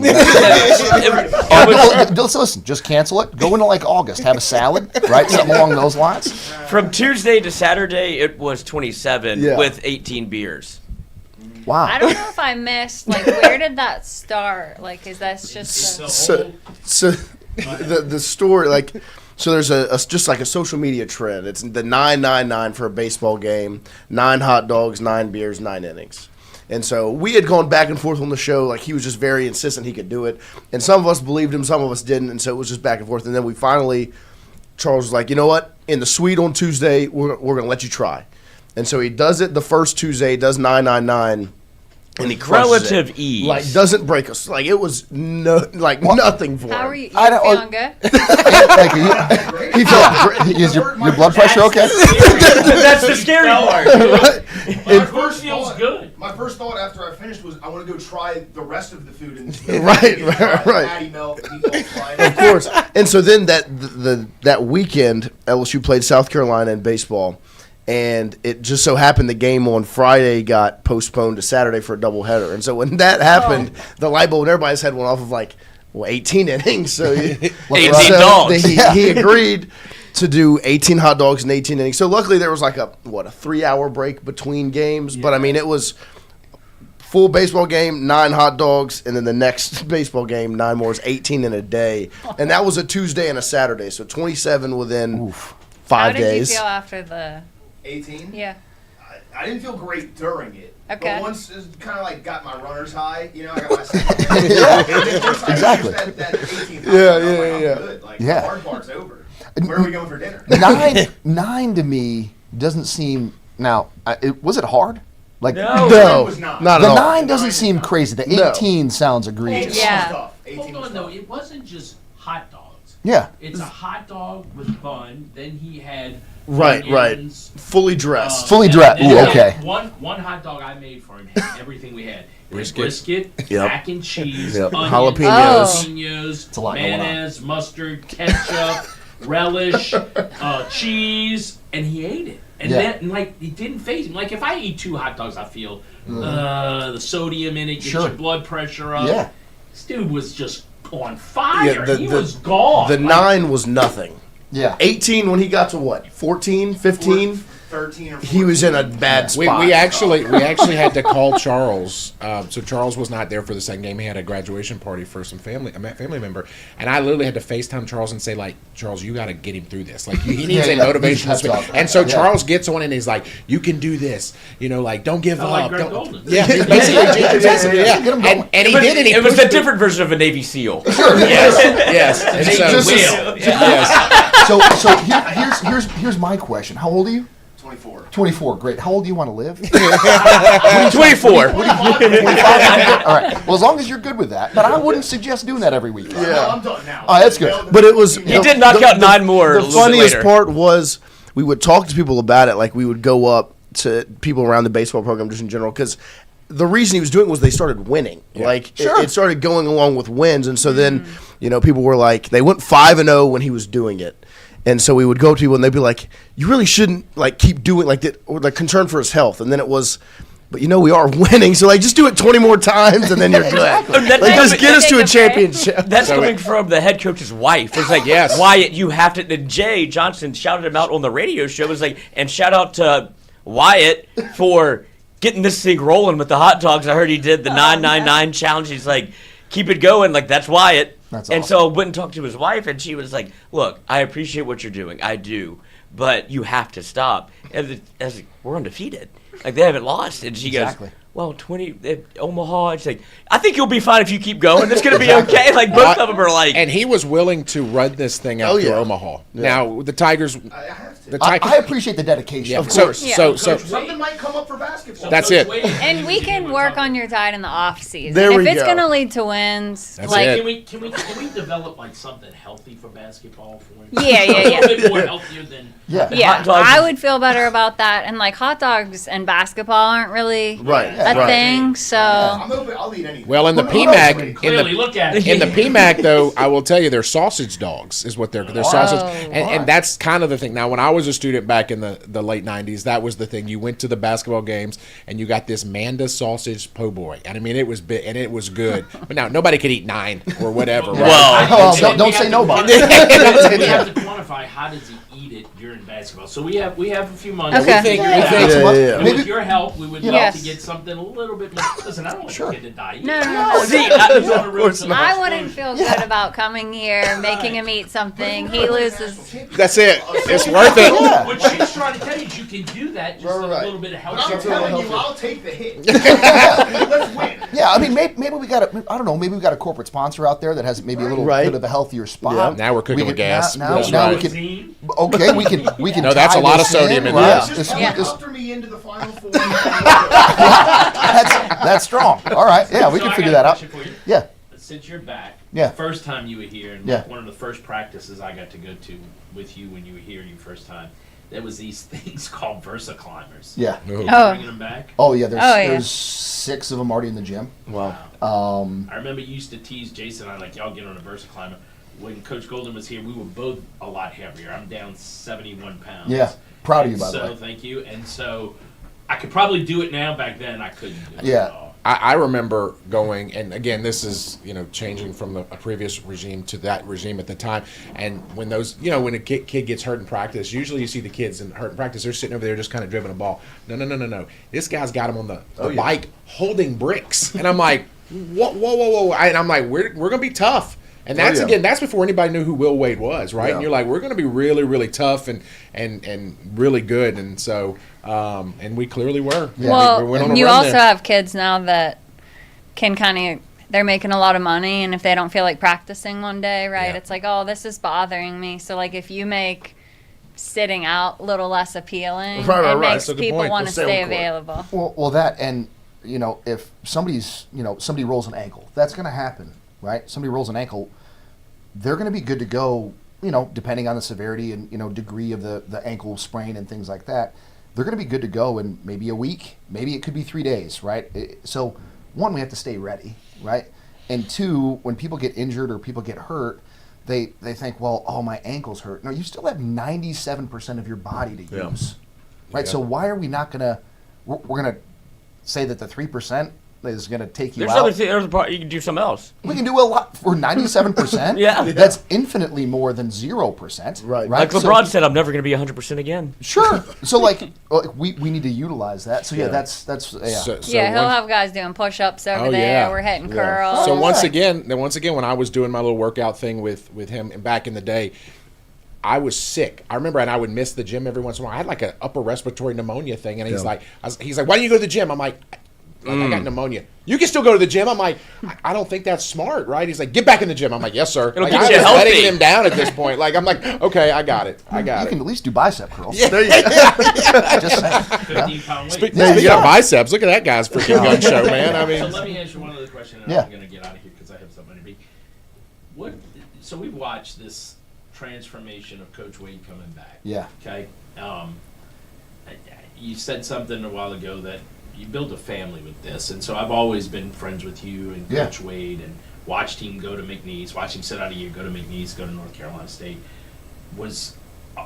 He and I talked several times during the process, and I said, he did tell me, he's like, I'm not an emotional guy. I think I've seen him cry maybe once in his lifetime when he was leaving here under the circumstances. And he did tell me, he goes, look, man, if you come to get me, I'm going to cry when I see you. And I'm like, yeah, don't do that. I mean, definitely tears of joy. I get it. But we've watched him put a staff together that is all-star, coaching-wise. Now with Allison, with you back, with Sean Eddy back, the whole thing is completely amazing staff. Like, this is like the pinnacle of basketball staffs. Yes. How do you take people who weren't here before, Allison, other coaches, and get them into the mindset of Louisiana? Because food is a big deal here. Sure. And it's hard to keep people out. I'm sure that's part of your issue, your job too, is to keep people out of the restaurants, the Raising Canes. Shout out to Ty Graves. We don't just like Raising Canes, but from a nutrition standpoint, to really build an elite athlete, you have to put exercise, nutrition, and then do y'all plan on using the PNC a lot? Because we talked about a football coach that just left here who literally had access to the PNC but would literally bring Raising Canes in for his athletes. And so how do you see yourselves developing this all-star staff and bringing it to a completely phenomenal level that you all are accustomed to. Yeah. So let me. I might answer your question in reverse. Sure. To go. So from the PNC to so Performance Nutrition Center to all the new resources, right? We can't be thinking about this as a year 5 or 6. This has to be a year 1, right? Where, sure, we know you guys, right? And we know a lot of people that are at LSU on staff and things like that, which is great, okay? But there are so many new systems and processes and technology and everything like that we have to take advantage of, right? So it's our job to, Allison's job is to get into that PNC, right? To talk to Chef, to say, hey, what can we do? What are you doing right? Wow, that's awesome. Let's do that, right? And then when she gets a little bit more comfortable and sees how things are going, hey, well, what about this, right?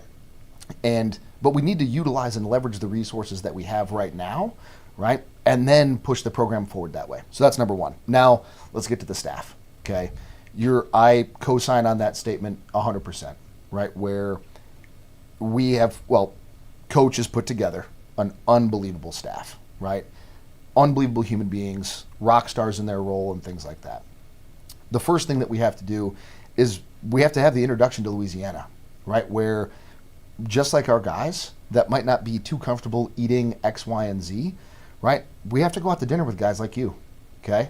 We have to go, bring in different restaurants to say, hey, how can we do this for we're leaving today, going on a plane. Let's have this happen, right? But then also we have to leverage the expertise that we have on staff. I don't even know what the number's up to now. I think it's like over 60 total years. I mean, it's got to be even higher than that of head coaching experience and or basketball experience just from our assistants and Jay Smith, who's great, and Vern and Rick and Damon and Johnny and Coach. They're awesome, right? So to 1, leverage their expertise, right? But 2, also, many of the guys on staff have not worked for Will, right? And in my opinion, working for Coach and knowing Coach are completely 2 different things, right? So it's our job for the people that have worked for Coach before to say, hey, no, this is actually what he's very comfortable with. Doesn't say that he's not willing to change, because he is. He trusts his staff, and he will give us full autonomy to do what we want to do, what we think is best. But then also just go into the standards of what he wants to have. So you can't have a culture without standards, right? And we don't like to, internally for basketball, we don't like to use the term culture, right? We like to use the term standards. So for that standard, right, we're going to be overly positive with each other, right? But we're also going to be unapologetically demanding of each other, right? Overly positive. Man, we're the silver lining police. We're going to fight each day to find the good, right? And then we're going to be unapologetically demanding, right? We need you to be a rock star in your role. Hey, beat your matchup. Whoever that is in the SEC, whoever that is in the nation, need you to beat your matchup, right? And if we can do those 2 things every single day on staff, we're going to be just fine, right? But we're going to need to leverage expertise, but then also fit that into Coach Wade's system the best way we possibly can. Did that answer your question? Yeah, absolutely. Awesome. 100%. It's a great question. No, it's okay. I'm usually not into those long questions. Yeah. I got to be honest. I mean, he's only been doing this for like 2 months now. That was a really good question. Great We need to put you in the media, bud. We keep that one too. We'll get yeah. Well, my question, when we had Coach in last week, I asked him about specific characteristics, like what is the number 1 characteristic when he's building a roster and he's putting a team together that he's looking for. And it was resiliency was the word that he used. Like that's what he's looking for is resiliency. And so I wanted to ask you all about that, but then maybe another characteristic from y'all's standpoint that y'all see that y'all knowing the program and knowing Coach and what he wants from this basketball program, and another characteristic that in addition to resiliency that y'all see maybe on y'all's side a little bit more. You want to go first? You could go. I gotta. I'm gonna take a deep breath and think for a second. Besides resiliency, yeah, and you can talk about resiliency as well and how that plays a factor, and of course, and strength conditioning and dietary things as well. I think overcoming adversity, for sure. Like people who have just gone through tough times, I think it shows up in the way like they show up as an athlete and as a human being. I think even our roster last year, we had some guys that have like gone through some stuff, Absolutely. right? And when we do like our team retreat at the beginning of each season, you get these guys to kind of be like a little vulnerable and talk about like stuff that they've overcame through childhood and stuff. And like for me, like hearing some of that stuff, because I could sit there and tell a kid, hey, go eat this, but it's like, oh, like I got bullied with broccoli.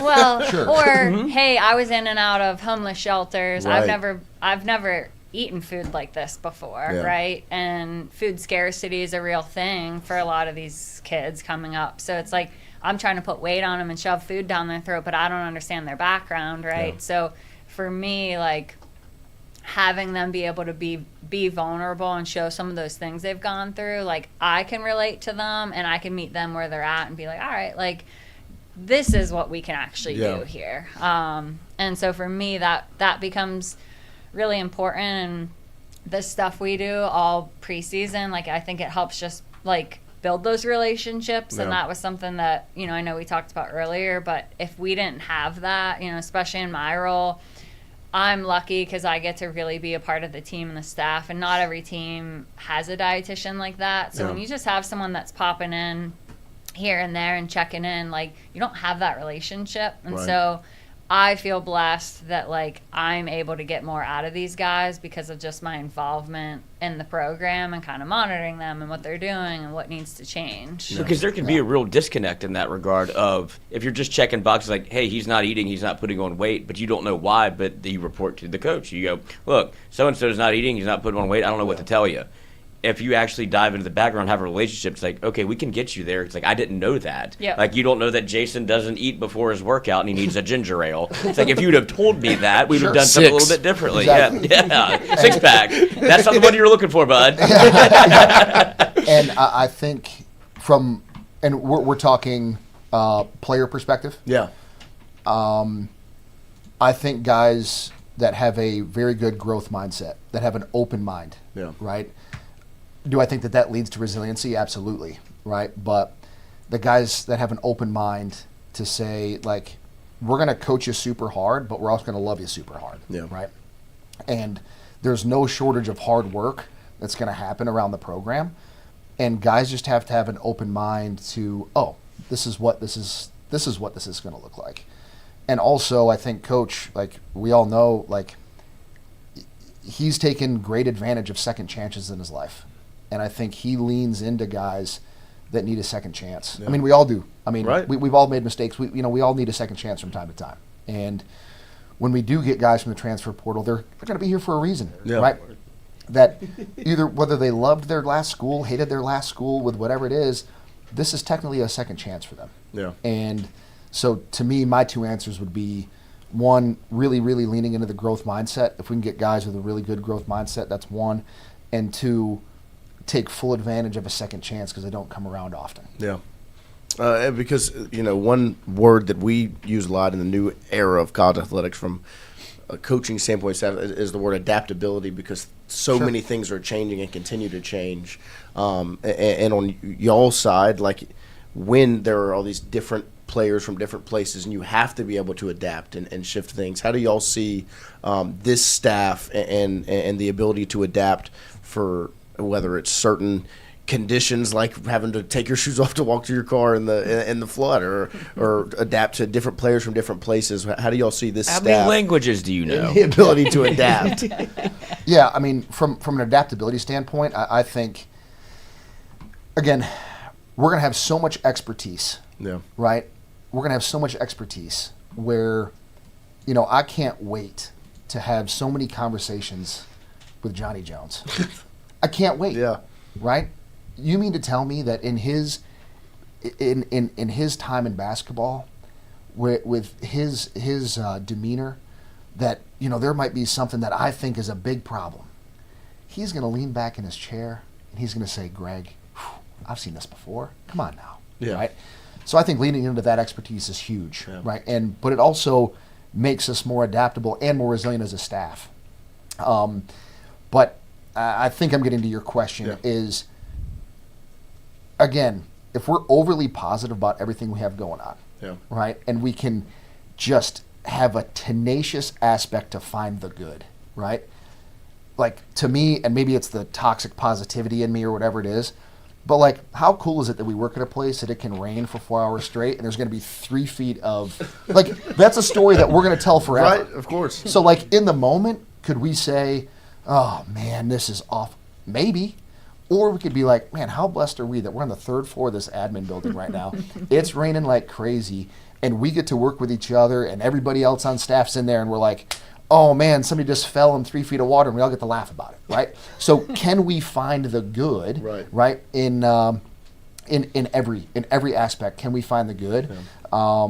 And so find the good, and then lean into expertise. I think that's going to make us more adaptable as a staff. Yeah. I got to get out of here.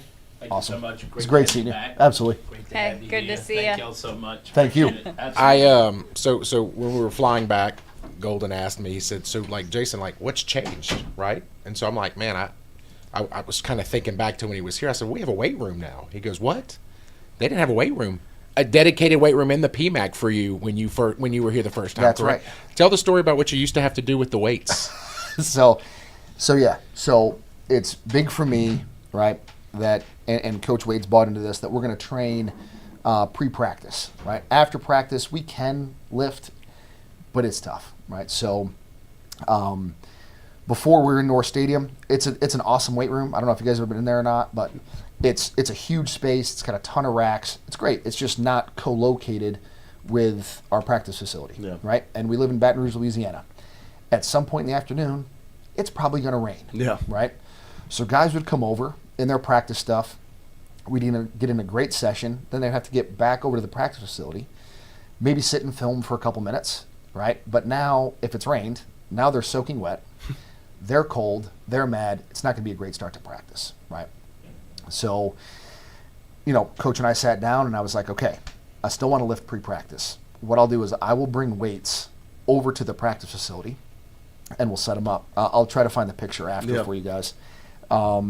So I'd have 2 managers come over, and we had like the 8-person golf cart, right? And I had this massive bin with these industrial wheels on it. So I would load barbells through the middle of this golf cart. I'd put a ton of weights in this thing. Then I'd have to be on the back of the golf cart, dumbbells, kettlebells, everything. I'd be on the back of the golf cart hanging out of this thing for dear life, right? Dragging it over. Then we'd have about a half an hour lift. I'd load everything back up and bring it over. So that is a highlight of now that there's an awesome weight room over there. And it just adds so much that our guys have to take less steps in the day. There's so many steps in their day that now with the weight room being over there and the new nutrition center that we have in the little vestibule, I guess you would call it, that Allison's going to redo. Any way that we can stay confined to our building, it's just less steps for our guys in the day, and it creates builds less like the routine. Yeah, like routine, and less there's decision fatigue. I think that was one of the interesting parts when we got to know Coach the first time was, how his brain works. Yeah. And literally he had mapped out how much time in a day that his team was wasting walking from, how much time his team was wasting, how much time he was wasting from having to walk from the admin building to practice every day. And so, we talk a lot about NIL money, etc. That's important. It clearly is. But there also needs to be some money for the facilities too. Yeah. And so the Excellence Fund and TAF, you can give money to TAF.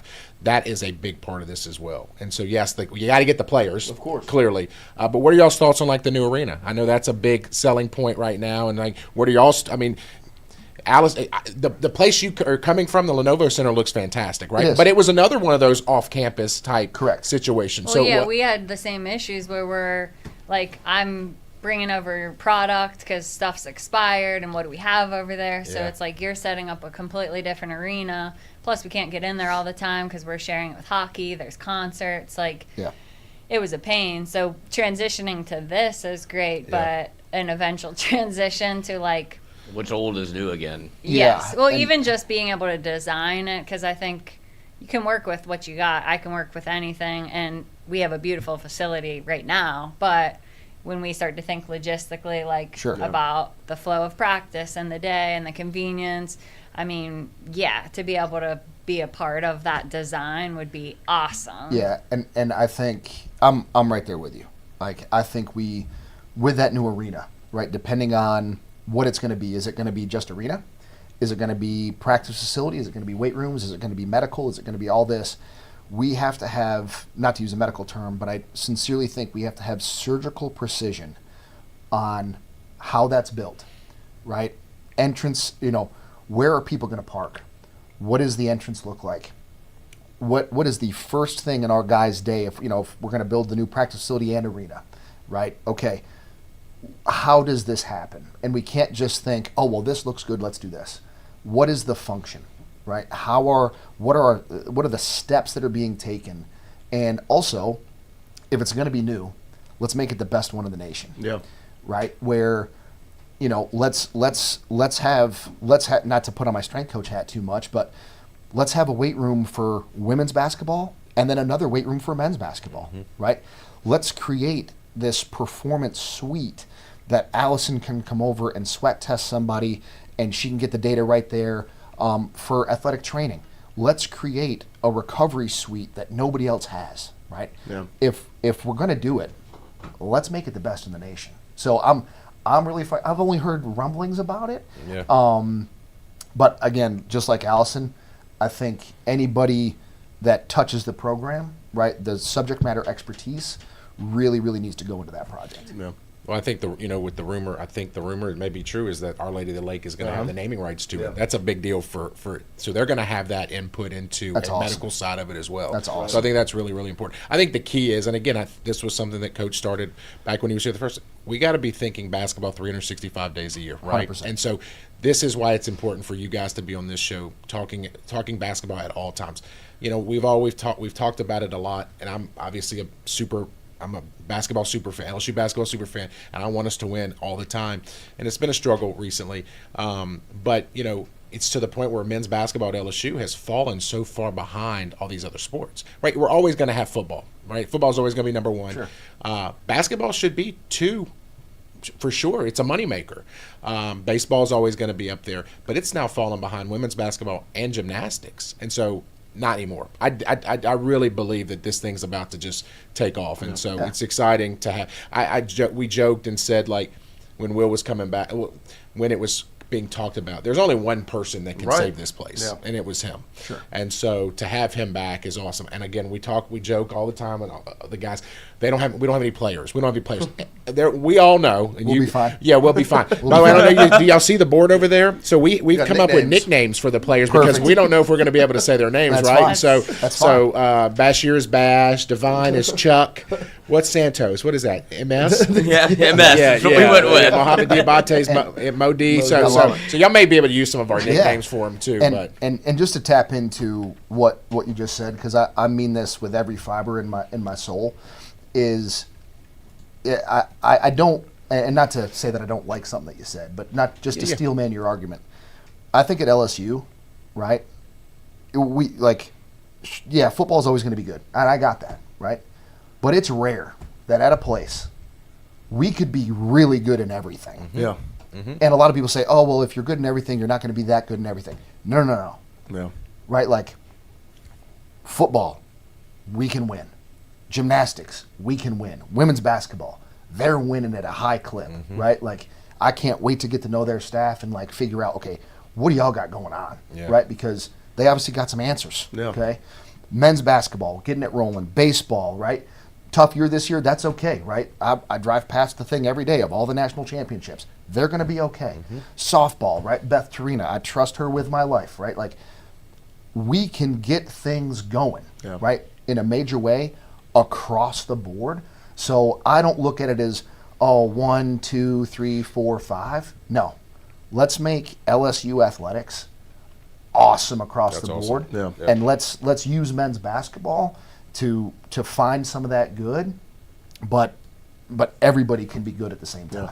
No, that's my favorite part is the fact that this at LSU there is such a, and just to say Louisiana as a whole, right? We talk about the importance of food, but I mean sports it kind of ranks number one. Like that is what you want to win, and that's my last question for you guys is just for those that don't remember or don't know, who is Will Wade, the LSU men's basketball coach, from y'all's perspective, just to make sure everybody knows.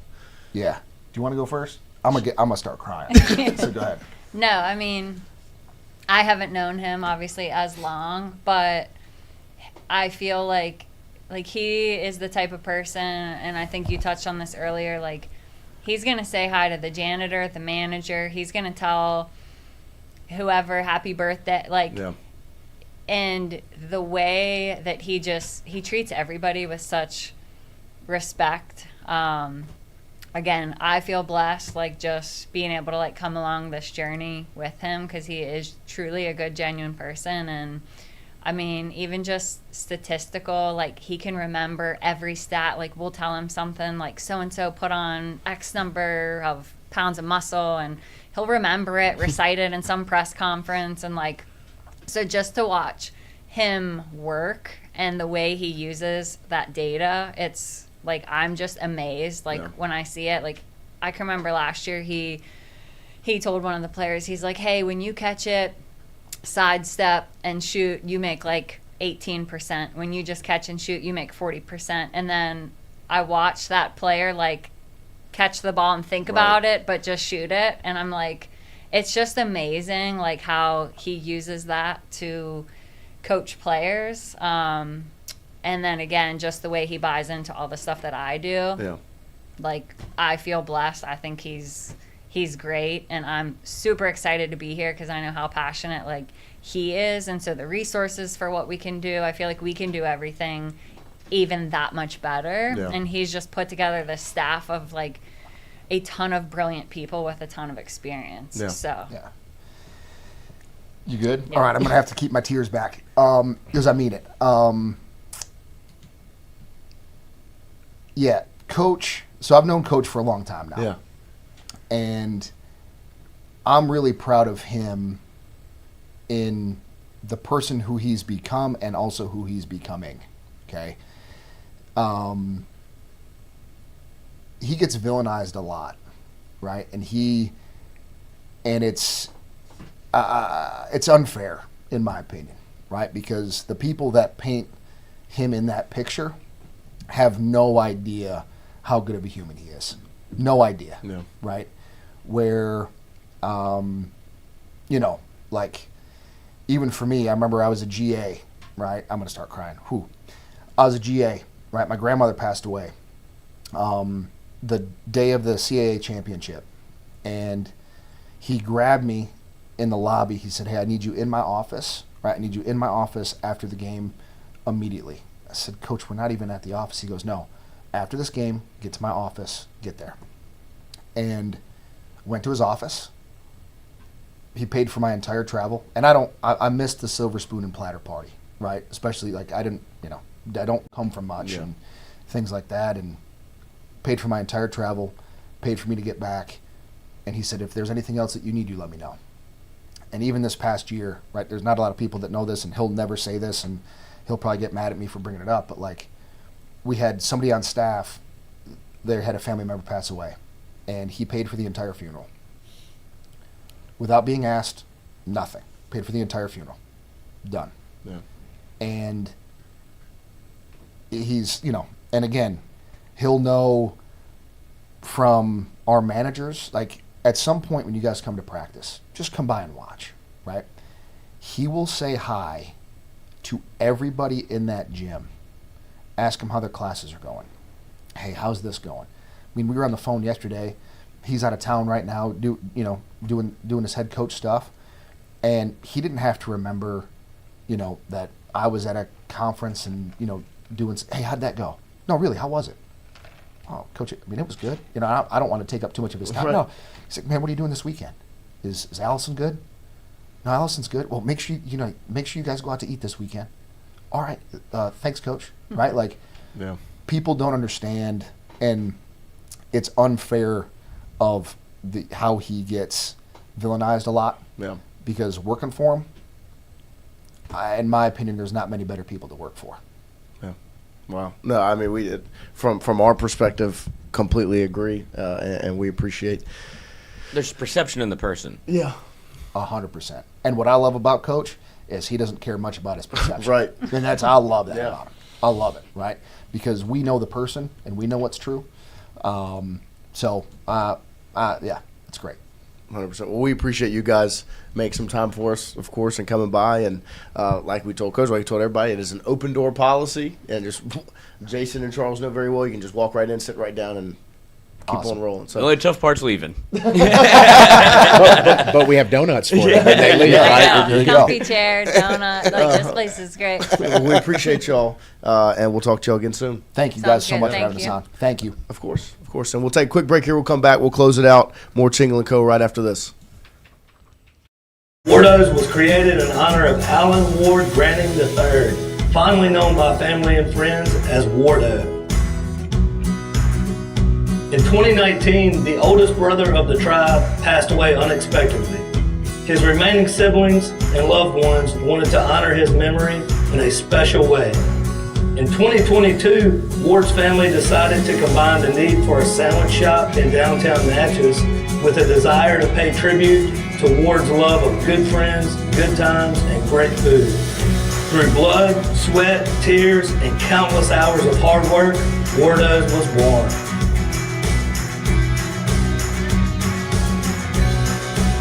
So go visit Wardo's today at 309 North Broadway Street in Natchez, where the po' boys are so good, you'll swear you're in Cajun country. Hey, Miss Lou, come visit us, Tom and Wright Granding at Go Martin on the Go Deli.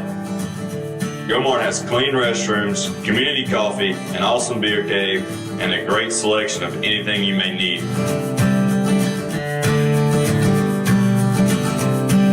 Located at the corner of Highland Boulevard and Highway 61 South in Natchez. Also stop by Wardo's Po' Boys at 309 North Broadway on the beautiful Natchez Bluff, where everyone is family.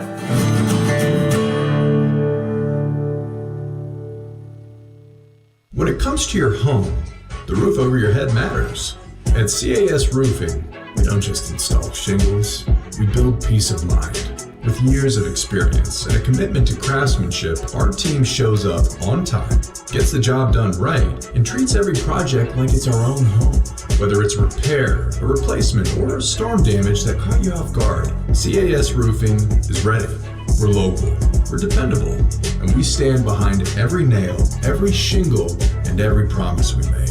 Because at the end of the day, it's not just about roofing, it's about protecting what matters most. CAS Roofing, built on trust, backed by quality.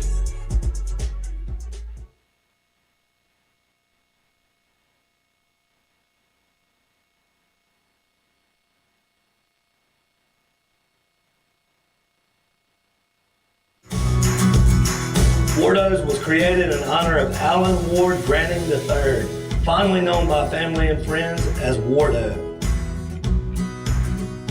In 2019, the oldest brother of the tribe passed away unexpectedly. His remaining siblings and loved ones wanted to honor his memory in a special way. In 2022, Ward's family decided to combine the need for a sandwich shop in downtown Natchez with a desire to pay tribute to Ward's love of good friends, good times, and great food. Through blood, sweat, tears, and countless hours of hard work, Wardo's was born.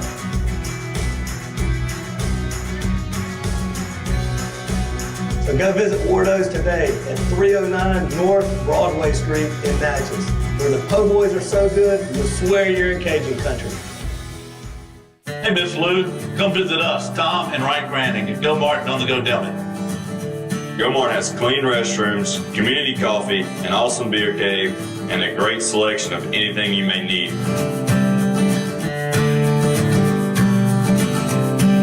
Located at the corner of Highland Boulevard and Highway 61 South in Natchez. Also stop by Wardo's Po' Boys at 309 North Broadway on the beautiful Natchez Bluff, where everyone is family.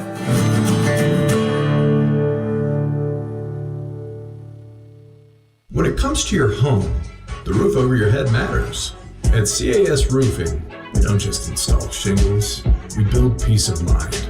With years of experience and a commitment to craftsmanship, our team shows up on time, gets the job done right, and treats every project like it's our own home.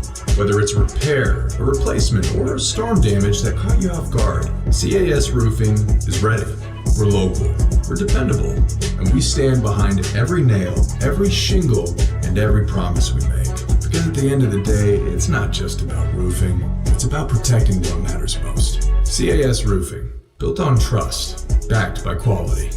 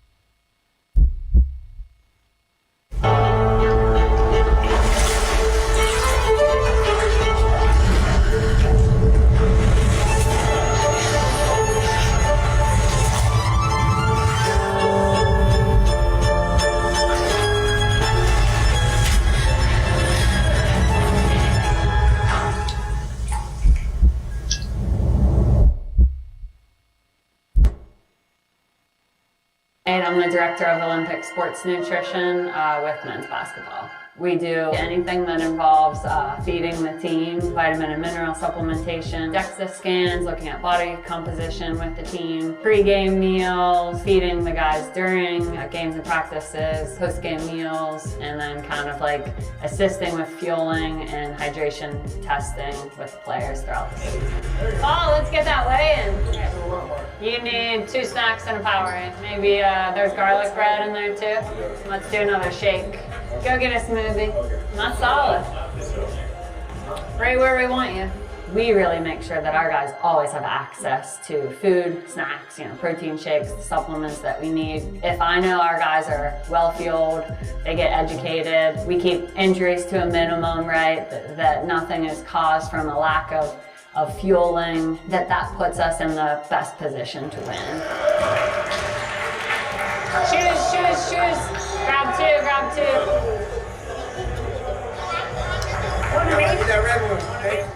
We went through our summer session, which was about 8 weeks long.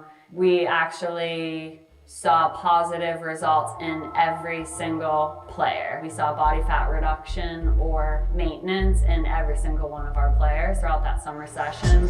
Yeah, Cole came at 218. He's like 235 now. He's well put together. Yeah. We have a really, really good group of guys that, truly I feel blessed. Like I enjoy every guy on our team. I got it. Check. They ask questions, they're starting, I see them starting to do things that we've talked about back in week 1. And it doesn't matter how long it takes them to get there. Like when I see that light bulb go off, I'm like, this is awesome. Let's get little Paul McNeil with some lunch here. Locked in. All right, so what would I tell you to do? Smoothie. Yep. Right? Yeah.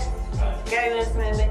I think success is just that culture and standard that we set here, and having each guy wanting that for themselves and for this team is going to allow us to win a lot of games.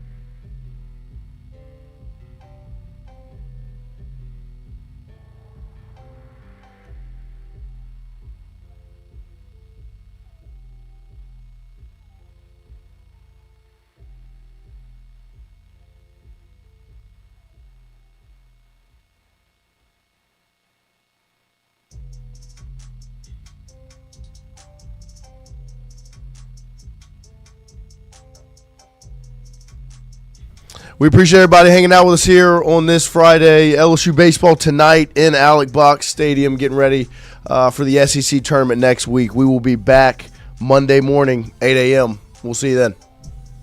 Big shout out to you guys for coming in. Thank you so much. Thank y'all. Great Thank start you to guys. the weekend. Appreciate it. Yes. Absolutely. Boot up. Boot up.